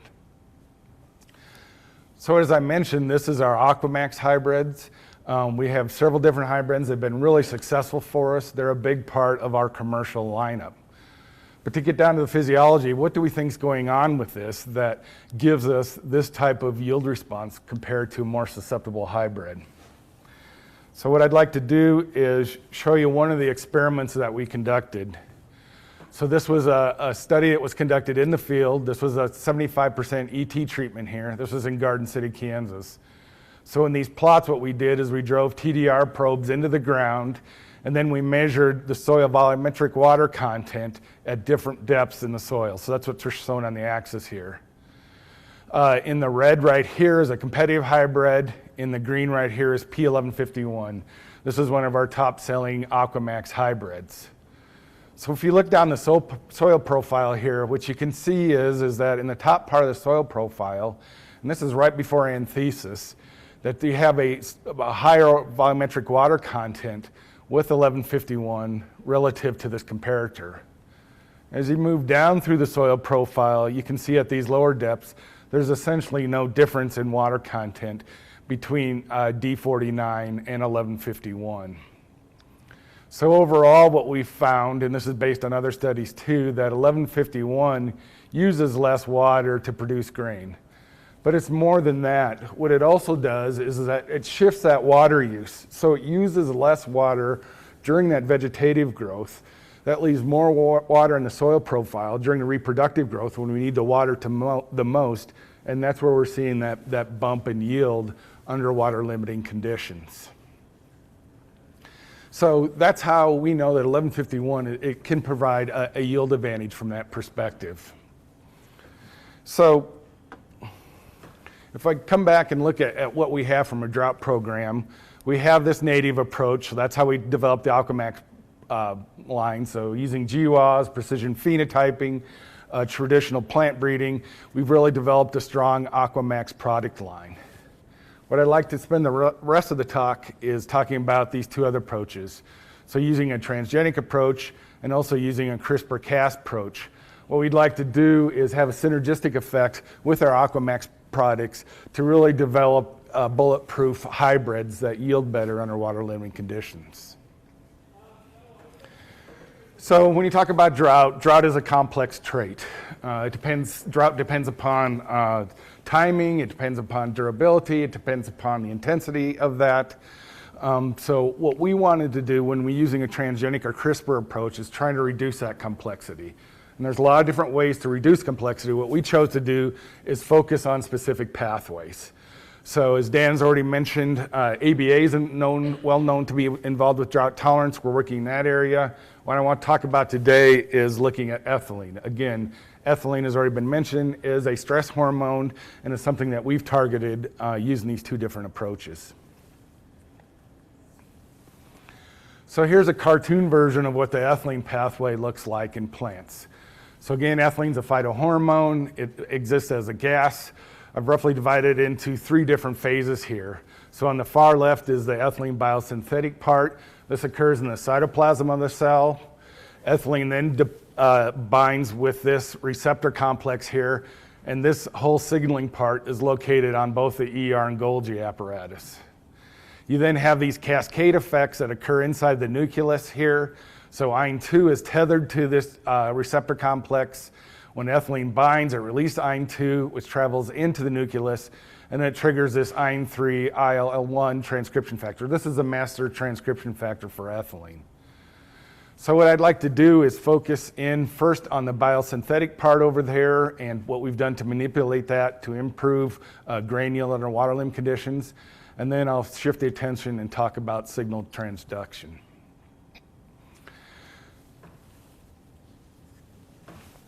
So first, this biosynthetic part. Again, I have a very linear representation of here. So you start out with acetylmethionine. This is converted into ACC, and this happens with ACC synthases. ACC is then converted into ethylene by ACC oxidases. What we chose to do is focus in on this step right here, because we know it's rate limiting for ethylene biosynthesis. So this would be the logical part to start here. So ACS is a soluble cytoplasmic enzyme. It's tightly regulated. So we decided to focus on one particular, this is a gene family, ACC synthase, and this was ACS6. So the idea here is that ethylene is a stress hormone. If we can reduce that stress, if we can reduce that signal, can we have an effect on grain yield? So we made a lot of independent transgenic advances in corn. This was using a constitutive promoter to drive an ACS6 hairpin, so an RNAi approach. We then tested these plants in the field. So the first question we want to ask is the RNAi having an effect? And so this is a very simple graph here showing relative transcript levels of the wild type here, so a comparator, versus these 9 different transgenic events that we had. So you can see if we look at ACS6 levels, so this is very lowly expressed here, so I just expressed it on a level of 100%. We're getting about a 30% decrease with this RNAi hairpin decreasing the transcripts. And so this isn't a complete knockout of these transcripts. It's just about a 30% decrease. So the next question is that if we're decreasing transcripts, does it have an effect on ethylene emission? So here's a graph here that shows on the y-axis, this is percent of ethylene emission over here. Again, I put it on a scale of 100. And looking at wild type compared to 3 events. So event 12, 21, and 29, and then in 2 different environments. So an optimal environment over here, low stress, and under a drought stress environment. So what you can see is that overall, if you're looking at, this is ethylene that's emitted from leaves, we're getting anywhere from a 50 to 60% decrease in ethylene emission. If you look across these different events here, there's really no big difference there as far as the amount of ethylene that's given off.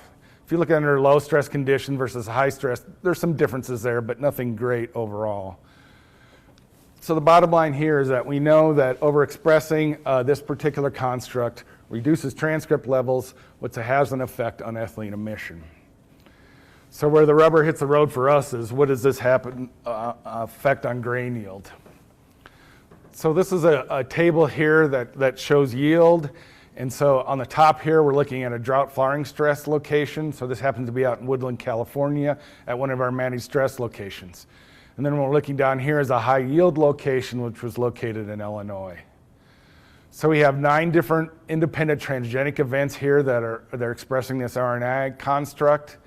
Within each of these events, we have 9 different hybrids. So this is a very intensive study of each of these events. Over here, N equals the number of actual hybrids that were tested. So we have the number of events listed here, and then the wild type, our comparator here. What we're showing here, a BLUP, so this is a yield prediction here, either in bushels per acre. I'll just focus on that here in the parentheses. And then what here is the difference here. So the difference between an event relative to the wild type. So it's set up the same way under the high yield conditions. So the first thing to point out here is what's the effect of the drought stress that we have. So if you look under here under wild type conditions, we're getting about 180 bushels here. This is with the wild type. If you compare it up here with the wild type, we're down to 106 bushels. So very significant effect. This is a flowering stress of about 70 bushel reduction. So we're getting a very good treatment effect here. So then the next thing to do is what happens to these events under this flowering stress condition. So any event here that is followed by an asterisk is significantly different. What you can see here is that there's several events here. The hybrids underneath that are showing a statistically significant increase in yield. In particular, the one to point out here is event 29. We're getting close to a 10 bushel increase by decreasing the amount of ethylene in the hybrids with this particular event. As I mentioned already, the key thing here is under optimal conditions not to have any yield drag. So if you look at this overall, none of these are statistically significant either up or down. If you look at event number 29 in particular, again, it's showing a little bit of a trend there, but statistically not different.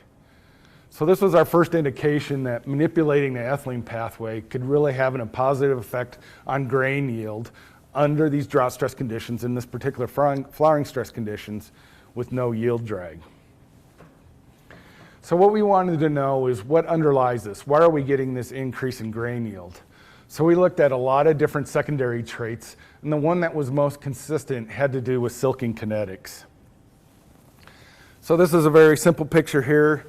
On the left shows the wild type competitor. On the right is a transgene positive. This was in a flowering stress plot, and these plants happen to be side by side in the field. And what you can see is that when you look at these events, and this is just one of those events, what you see is a better silk brush there. So a lot more silks that are out at this particular time with the transgenic events versus to what we were seeing with the wild type competitor on the left there. So this was an indication to us that we are affecting silking kinetics with our transgenic events. So before I show you some phenotypic data, just a little primer here on ear development. So if you put a ear and it's exposed to drought stress, and this is a moderate drought stress, not a severe drought stress, we know those silks at the base of the ear are the first to exert. So they'll exert and they'll come out past the husk. And then as you work your way up the ear is when those silks were exerted. So in this particular drought-stressed ear here, you can see on the bottom that you have plump grains here. These will end up in a farmer's combine bin, and this will give you yield. If you look in this section right here, these are ovaries that got pollinated, but more than likely will not turn into plump kernels. These more than likely will have kernel abortion to them in this section right here. If you look at the very tip up here, you can see a little demarcation right there. These are actually unfertilized ovaries. So for whatever reason, either the silks didn't exert past the husk, or maybe they exerted past the husk but didn't get pollinated, that these ovaries obviously won't turn into kernels. So this is one of the key attributes that we look at when we put plants under drought stress. What does that tip kernel abortion look like? Okay, so this is just an example of what a drought stressed ear looks like. We know that we have improved silk kinetics with the ACS6 RNI. What did that do to kernel number? So we come back again looking under the two environments, low stress environment, high stress environment. Here's the three independent events, 29, 21, and 12, compared to the wild type. Again, these are looking at BLUPs here. What you can see is that on average, we're getting 15 to 14 extra kernels compared to the wild type under the low stress environment. You can also see a similar effect under high stress environment. So you see more effect with event 29 and 21 than we do with event 12. So kind of the bottom line here is that we're getting silks that are getting exerted past the husk. We're getting pollinated. They're turning into kernel set that's delivering us grain yield. So that's an example right there of manipulating the biosynthetic part of the ethylene pathway and having a demonstrable effect on grain yield. So if we believe our data with ACS6, we should be able to work other parts of this pathway and have a similar response. So what I'd like to do now is shift to this signal transduction part here, and especially looking right here at this ethylene receptor complex. So we focused on one gene here, and this is Argos. So Argos was actually originally identified in Arabidopsis by Nam-Hai Chua. We know that Argos is a transmembrane protein. So I have a couple of cartoon versions here. And what we're showing is that if you look at this protein, it has both the N and C terminus that stick into the cytoplasm here. You then have the two transmembrane helices here that are embedded in the membrane. And this whole thing is connected with a proline-rich loop right here. So if you look down here, this is just looking at Argos in different species. So Arabidopsis on top. If you look down here at maize, we know that there's several different family members of Argos and maize. And I don't want to go into detail here, but we can see as the most conserved part of this is this proline-rich loop. And then it becomes more unconserved as you move out between the helices and then out into the N and C terminuses. So this is evidence that Argos is a transmembrane protein. How do we connect that to ethylene? So the first thing we wanted to know, is it localized to the ER and Golgi? So in A, we're looking at a cell fractionation experiment. In B, we're looking at fluorescence microscopy. So over here, we're looking at Argos 1. Argos 1 and Argos 8 behave the same. So what we did is do a flag tag of this particular Argos 1 protein and did cell fractionation. So here's the total fraction, soluble fraction, membrane fraction. This is coming from an Argos 1 transgenic event, and this is relative to the control here. And what you can see is that when you, so this is a Western blot, you can see that we see most of the signal here in the membrane fraction from these Argos 1 events. So that's the first evidence that it's localized at least to membranes. So over here in panel B then, what we're looking at is using a well-known ER marker and a well-known Golgi marker, and then using Argos 1 in both of these cases, and then here's the merged image between the ER marker and Argos 1. When you look at the merged image here, you can see there's a lot of co-localization of this signal in both the ER and the Golgi. So based on the structural evidence, based on cell fractionation, based on a fluorescence microscopy, we know that Argos is located to the ER and Golgi. So we know where the ethylene receptor complex lies is the ER and Golgi. So we ran a series of experiments, and I'm just going to show you one that shows that Argos is connected to ethylene. So here's an experiment. So this is using transgenic corn seedlings, and we have two different treatments here. So this is our water control here, no ACC. So ACC is a precursor to ethylene biosynthesis, and then with 100 micromolar ACC. So essentially this is a ragdoll assay where you germinate these corn seedlings. So here's a comparator over here, null, versus that under transgenics. And we're looking at both root growth and also shoot growth. So you can see in this case here that we see no significant difference. I've got the quantitative data here, but I'm just showing you the pictures between both root growth and shoot growth between null and transgenic under this no ACC. However, when you add this 100 micromolar ACC, you can see that you have a severe reduction in root growth and shoot growth with the null, but basically the transgenic events are insensitive to that. So based on this experiment and other ones, we know that overexpression of Argos reduces ethylene sensitivity. So it's mitigating that signal that happens when you go through the ER. So again, we want to know what happens when you test these events out in the field. So we made several different independent transgenic events, we took them to the field, and we tested them. In this particular example here, we're showing the UBI promoter, so a relatively high constitutive express promoter, in this case driving Argos 8. So it's kind of the same setup I showed with ACS6, is that we have a drought stress, high drought stress environment, and we also have a optimal or low drought stress environment. So multiple events over here, independent events. We have the construct average right here and comparing it to the bulk null.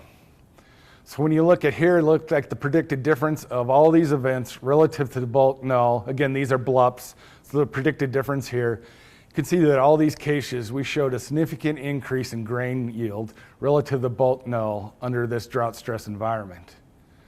Again, if we look under the low drought stress environment, which is interesting here as you look at these events, that all of these too also show an increase in yield here relative to the bulk null. So this was really exciting to us because we could show with ACS6 that we're seeing an increase in grain yield. If we move further down that ethylene pathway, in particular focus on Argos 8, we're showing a similar response of hybrids out in the field. So just to confirm that this is what we're actually seeing and it's due to Argos 8, we did another experiment. In this particular case, what we did is we created an Argos 8 mutant. As I said before, we have this proline-rich loop that ties together the two parts of the protein. What we did is go in and mutate one of these amino acids. We took a series of events out to the field and asked the question, do we see an increase in yield? So if you look at the construct average here relative to the bulk null, we see no difference in yield over here. So this gave us additional confidence that Argos 8 was really the key here and its role in ethylene to driving that increase in grain yield. So that's evidence of what happens to grain yield with Argos 8.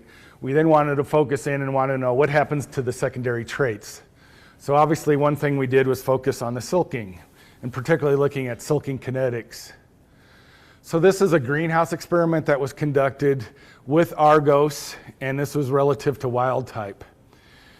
If you look over on the left here, we can see as we grew the plants in pots over there, and then when these silks came out, we lassoed the silks, we threw with the wire, we threw it over a pulley and then had a transducer and load cell on the other end.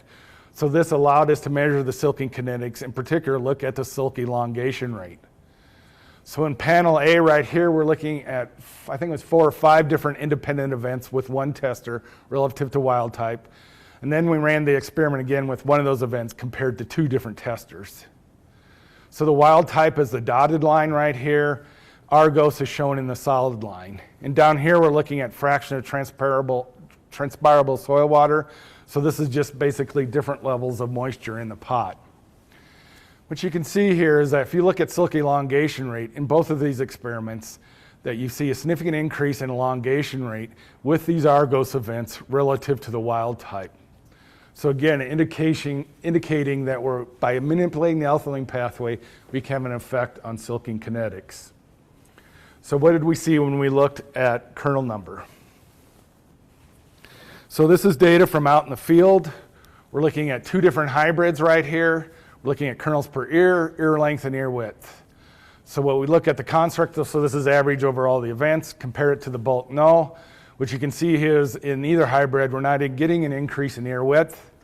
We do see a significant increase in ear length, but if you look at the magnitude here, it's very small. What was a primary driver here was kernels per ear. So we were seeing a significant increase in the number of kernels that were laid down with our transgenic events relative to bulk null. So again, very consistent to what we were seeing with the transgenic ACS6 events. Okay, so come back to the ethylene pathway here. So what we've shown is that by either manipulating biosynthesis, that is by decreasing, or mitigating the signal by overexpressing Argos 8, that we could affect on these downstream factors here that led to an increase in grain yield. So what I'd like to do now is pivot from our transgenic work to looking at our CRISPR-Cas work. So Argos 8 up here is a native maize gene. So if we know that by manipulating expression we can have effect on grain yield, the question is, could we do this just by plant breeding? Could we identify germplasm that has an expression of Argos 8 similar to what we'd see or could find using a plant breeding approach? So I want to show you a couple of graphs here. So this is just looking at overall Argos 8 expression. This isn't a wild type inbred line, but looking at different tissues. So vegetative tissues over here, leaf and midrib, husk, ear, silk, tassel, and developing kernels. So this is parts per 10 million. So Argos 8 is very lowly expressed overall.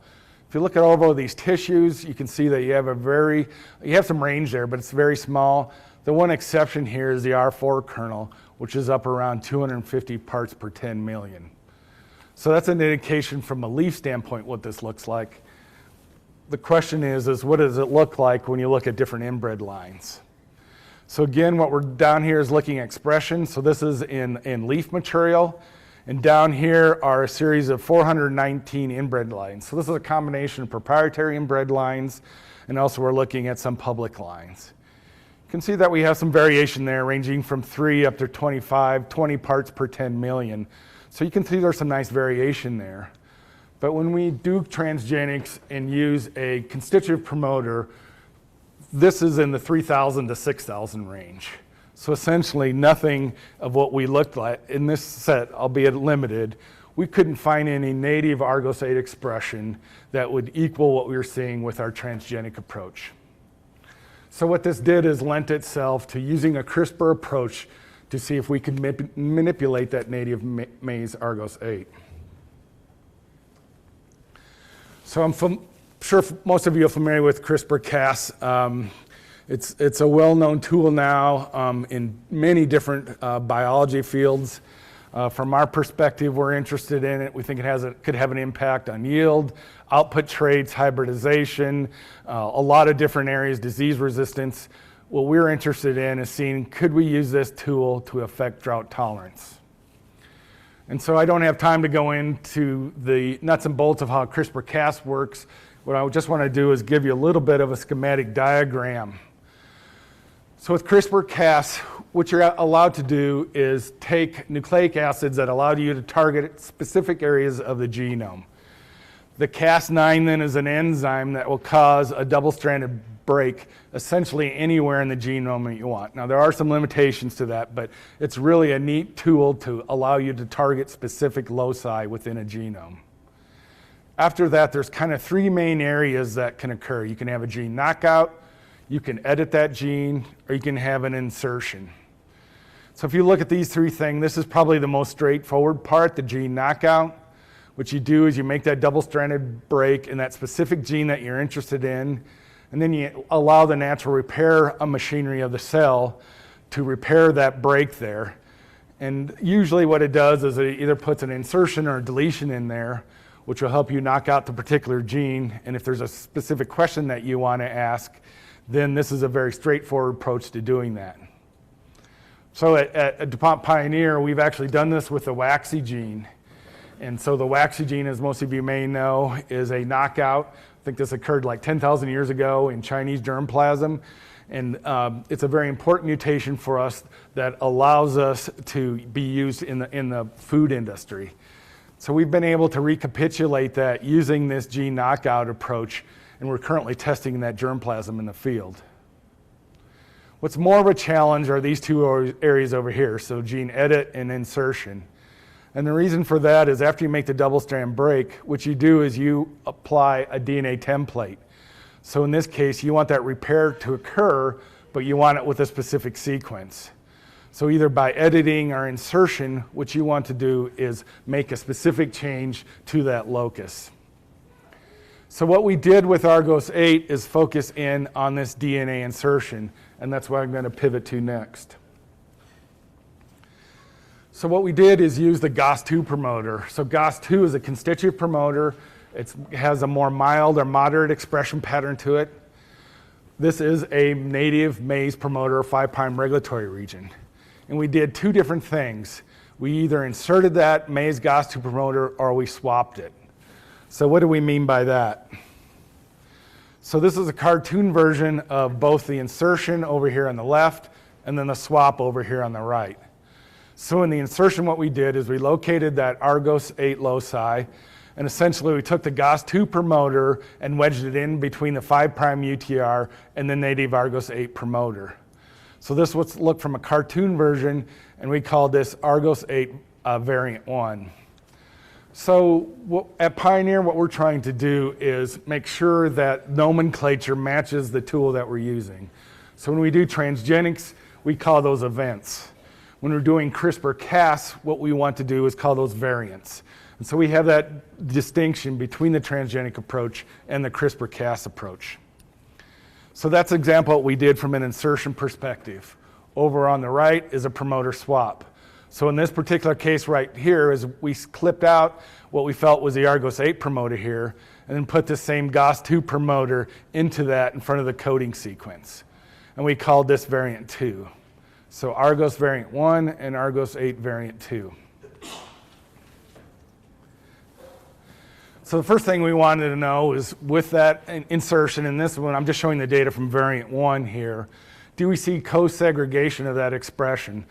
So I apologize, it's a little tough to see down here, but we're looking at expression over here, and we're looking at wild type versus that variant 1. And essentially any place down here where you can see an enhanced expression is where you know that the GOS2 promoter is inserted from of Argos 8. So this was our first evidence here, and we were very happy to see this effect on expression similar to what we're seeing with transgenics. So then what we wanted to know is what did the expression pattern look like when we looked at different tissues. So this is just RT-PCR over here, and we're looking at leaf material at different growth stages, roots, silks, and then seeds. So wild type here is in blue, and then variant 1 and variant 2. So if you look at wild type here, very consistent with what we showed with the PPTM data, is Argos 8 is very lowly expressed. You see a little blip here at V6, you see some in silk. Probably the biggest one is in the developing seed here. If you look at variant 1 and variant 2, there's three things to point out. Number one is that the expression overall is greatly enhanced in variant 1 and variant 2 relative to wild type. You can see that similar to what we get with a constitutive promoter in transgenics, that you see this increase in expression across these different tissues, both vegetative and reproductive. And the third thing to point out is when you look at the difference in expression between variant 1 and variant 2, they're very similar. So orange bars versus green bars here. So the point being that if we did the insertion or the swap, we got a very similar response from an expression standpoint. So one more thing we did is to say, okay, can we see an ethylene response in there before we took these to the field? So then this is looking at Argos variant 1 here. Variant 2 responded the same. What we know is if we water plants with ACC, so the precursor to ethylene, that we have an effect on brace roots. So brace roots are those that are formed above the soil surface and can grow out and they can grow down into the ground. So we know that ethylene can have a very strong response on brace roots that are formed. And so what we did was we watered them with ACC. Look in one of the Argos 8.1 variant here. Here's the data over here, and what you can see is under wild type that we're getting the brace roots to form out here. However, with this Argos 1 variant, you can see that there was a lot more insensitive to that feeding or watering with ACC.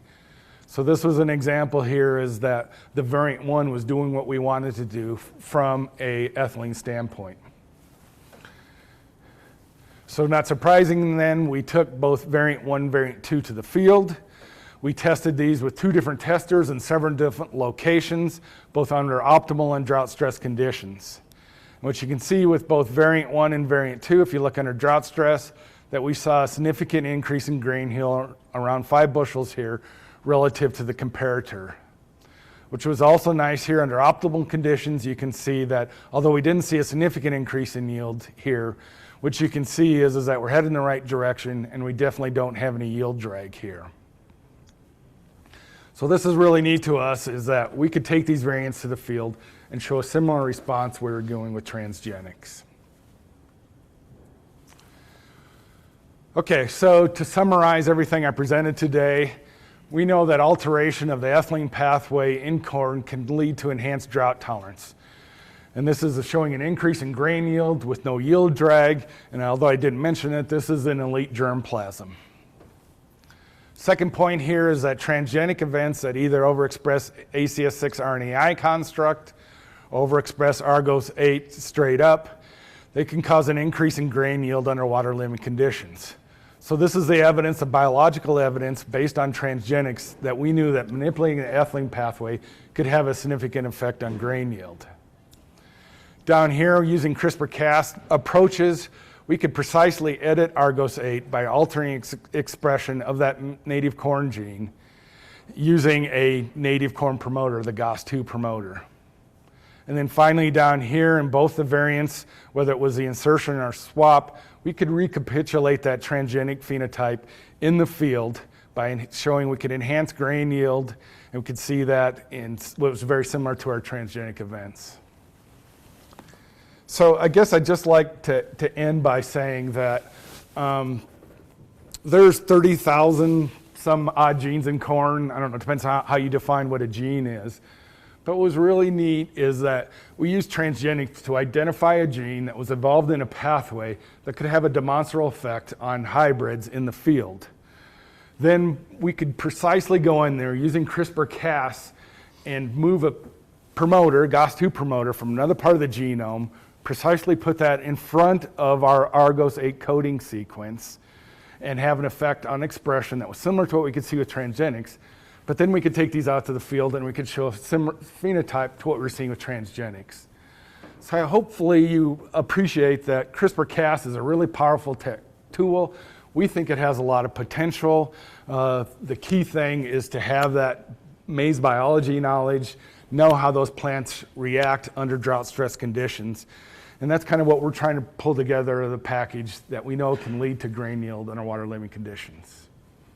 So thank you, and I'll try to answer any questions you have.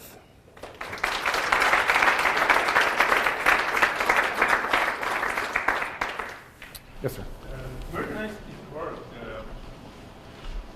My understanding is that ACS is emergency therapy, and would they say lucky shot, or did you provide the reason for picking up the ACS6? Yeah. So we knew that we wanted to be with ACS synthases.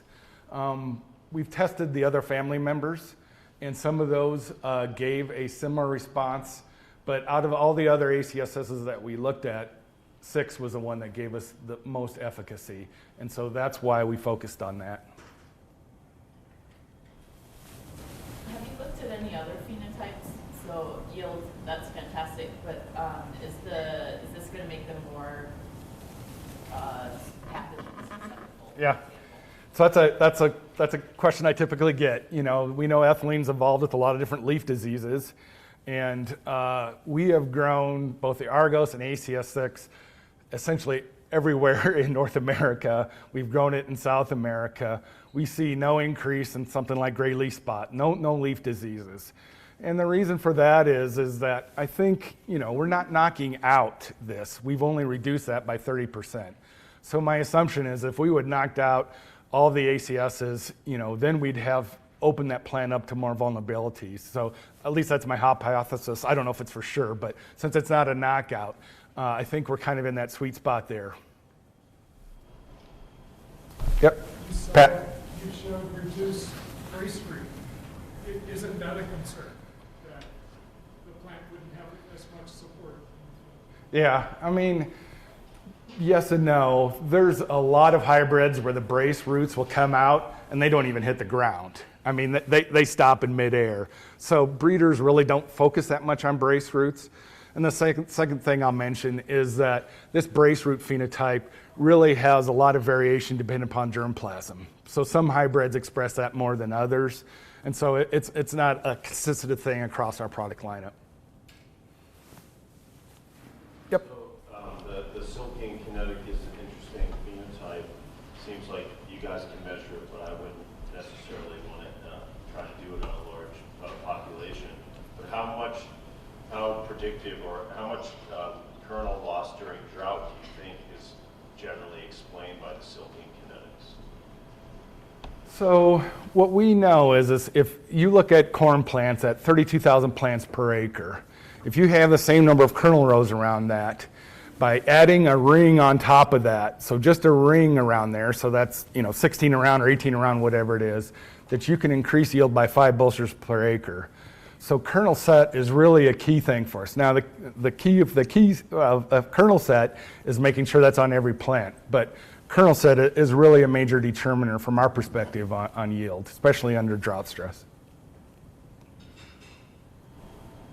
All right, thank you, Jeff. Okay, thanks.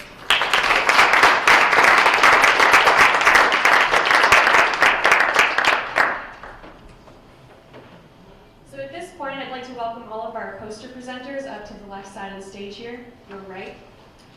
As most of you may have noticed, we're having a little friendly poster competition today, and at this time I'd like to invite each poster presenter to offer what we call in the industry the elevator pitch. It's a 1 minute or less brief synopsis of their research, and we'll follow these up with a coffee break and about 20 to 25 minutes for poster presentations. We might push those back to end at 3:20, so we'll come back at 3:25 for Dr. Tim Cruz's talk. So our first presenter, come on up.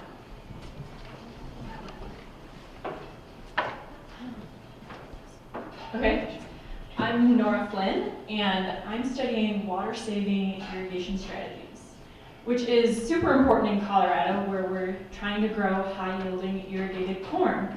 But we have increasing droughts and a lot of competing water usage in the state. To add to some really great above-ground research, I'm looking below ground. I'm looking at roots, and I'm looking at the soil. What we found is that when you impose some water stress on corn, you get deeper, denser rooting systems, which can help the plants acquire more water when it becomes available later in the season. I'm also looking at the soil, because we know that healthy and functioning soils are essential for promoting, supporting plant productivity in times of environmental stress. And I'm studying all of this because the interactions between these new water management practices, the rooting systems, and the soil health characteristics are not yet well understood. Thank you.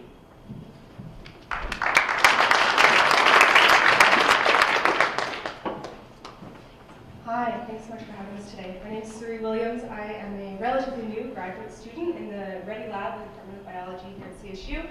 I am studying rice under drought conditions, and specifically I'm looking at a transcriptional regulator that is implicated in stress response. So we've seen that it is involved in the regulation of over 3,000 genes in Arabidopsis in stress response. And now I want to look at that in rice. And rice is one of the world's leading staple grains.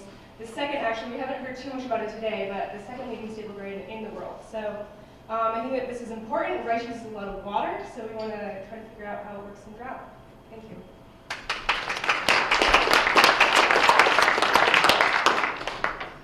Hi everybody, I'm Ava Hoffman from the Department of Biology. I like to think of myself as a community ecologist and a population biologist.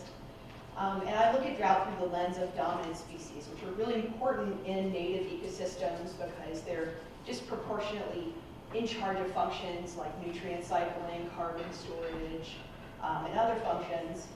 So the species I study right now is blue grama grass, which is the dominant species of the shortgrass steppe prairie.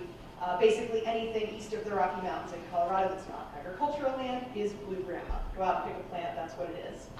And it's really interesting because as we are on this avoidance tolerance spectrum, it's about as close to tolerance as you can get before you turn into a rock. But we don't know a whole lot about how it varies across its populations, and we've collected no next generation sequencing data to understand its genetic diversity. So what I did was collect a bunch of blue grama grass from different populations, look at their phenotypic and genetic diversity, and as well as their plasticity, which we think is really important as well. So basically what we found was that biomass actually increased or was greater in more arid populations, as well as plasticity and flowering. So the bottom line is that diversity in the species is very important, and we should take it into account if we're going to think about how we conserve and protect natural prairies, native prairies. Thanks.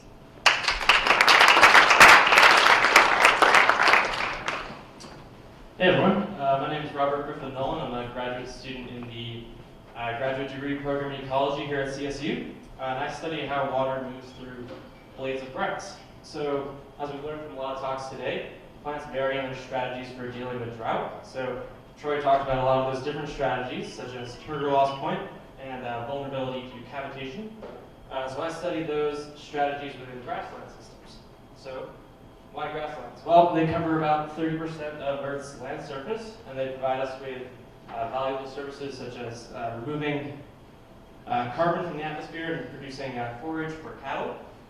So I study a diversity of these traits within grasslands because I'm interested in how these systems vary in their responses to drought. So we can have grasslands in New Mexico that are extremely sensitive to drought, whereas we have wetter grasslands in Kansas that are not as sensitive to drought. So I use these traits to try to understand why these systems vary in their sensitivity to drought. So my poster's right up there.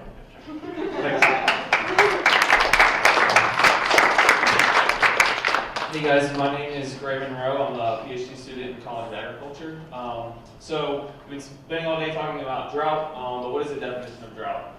Usually we think of drought as being defined as a climatic abnormality that results in increased aridity and stress to vegetation. However, it's actually pretty difficult to measure drought, to quantify drought across landscapes. Weather station density varies across places in the world, and measuring drought by hand can be particularly challenging. So an emerging tool that's being developed is the use of satellites to actually measure drought across landscapes. And I'm an evolutionary biologist interested in how historic drought frequency varies across landscapes and how that variation has shaped natural selection in populations of wild plants. So I've been using and developing satellite-detected drought to calculate historic drought frequency regimes across landscapes and looking at how that has shaped the evolution of drought adaptation in Arabidopsis.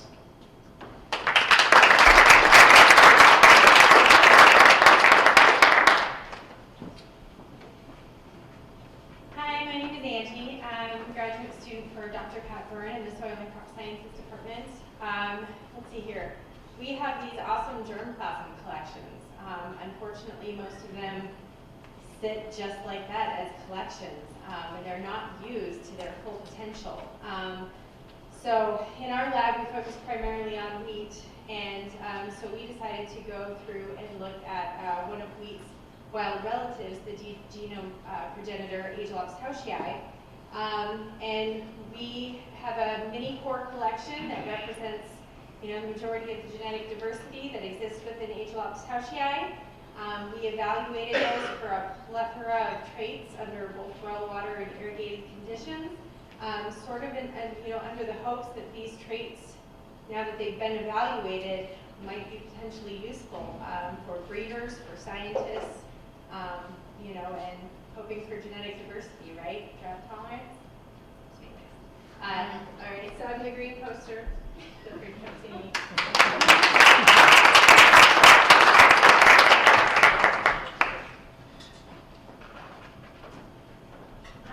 My name is Heather Omerjic, and I'm an undergraduate student here at CSU who works for the Bioagricultural and Pest Management Department. About over a year ago, I was given the opportunity to work on research that was led by PhD candidate Sarah Miller. Her research primarily focuses on characterizing root exudation under drought stress, utilizing 4 different lines of sorghum that vary in drought tolerance and susceptibility. These lines underwent a dry down regime and then were collected for both morphological and physiological data at a limited water time point as well as a 24-hour recovery. And then root exudation was collected and characterized using GCMS. Our hopes are that by characterizing root exudation under drought stress will provide us with a better understanding of drought response in sorghum, and then also be able to be implemented in future breeding programs to select for pre-flowering drought tolerance in the face of a variable climatic future.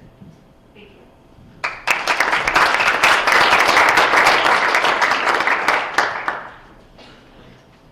Hi everyone, my name is Taylor Person. For those of you who aren't here this morning, I am a master's student in the Department of Bioagricultural Science as Management. And as we all know, being at the symposium, water is a great major limitation on plant productivity. And one way to address drought-related consequences on agriculture is to understand what plants do to successfully cope under water stress.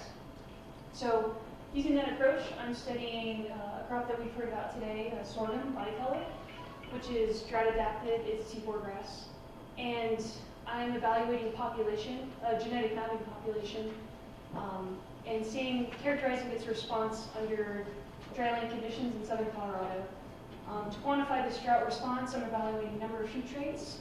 Of those, particular interest is harvest index, which is just the ratio of grain yield to the rest of the above ground biomass. So hopefully, using the genetic resources available for this genetic mapping population, I intend to find, ultimately I want to find genes related to drought adaptability.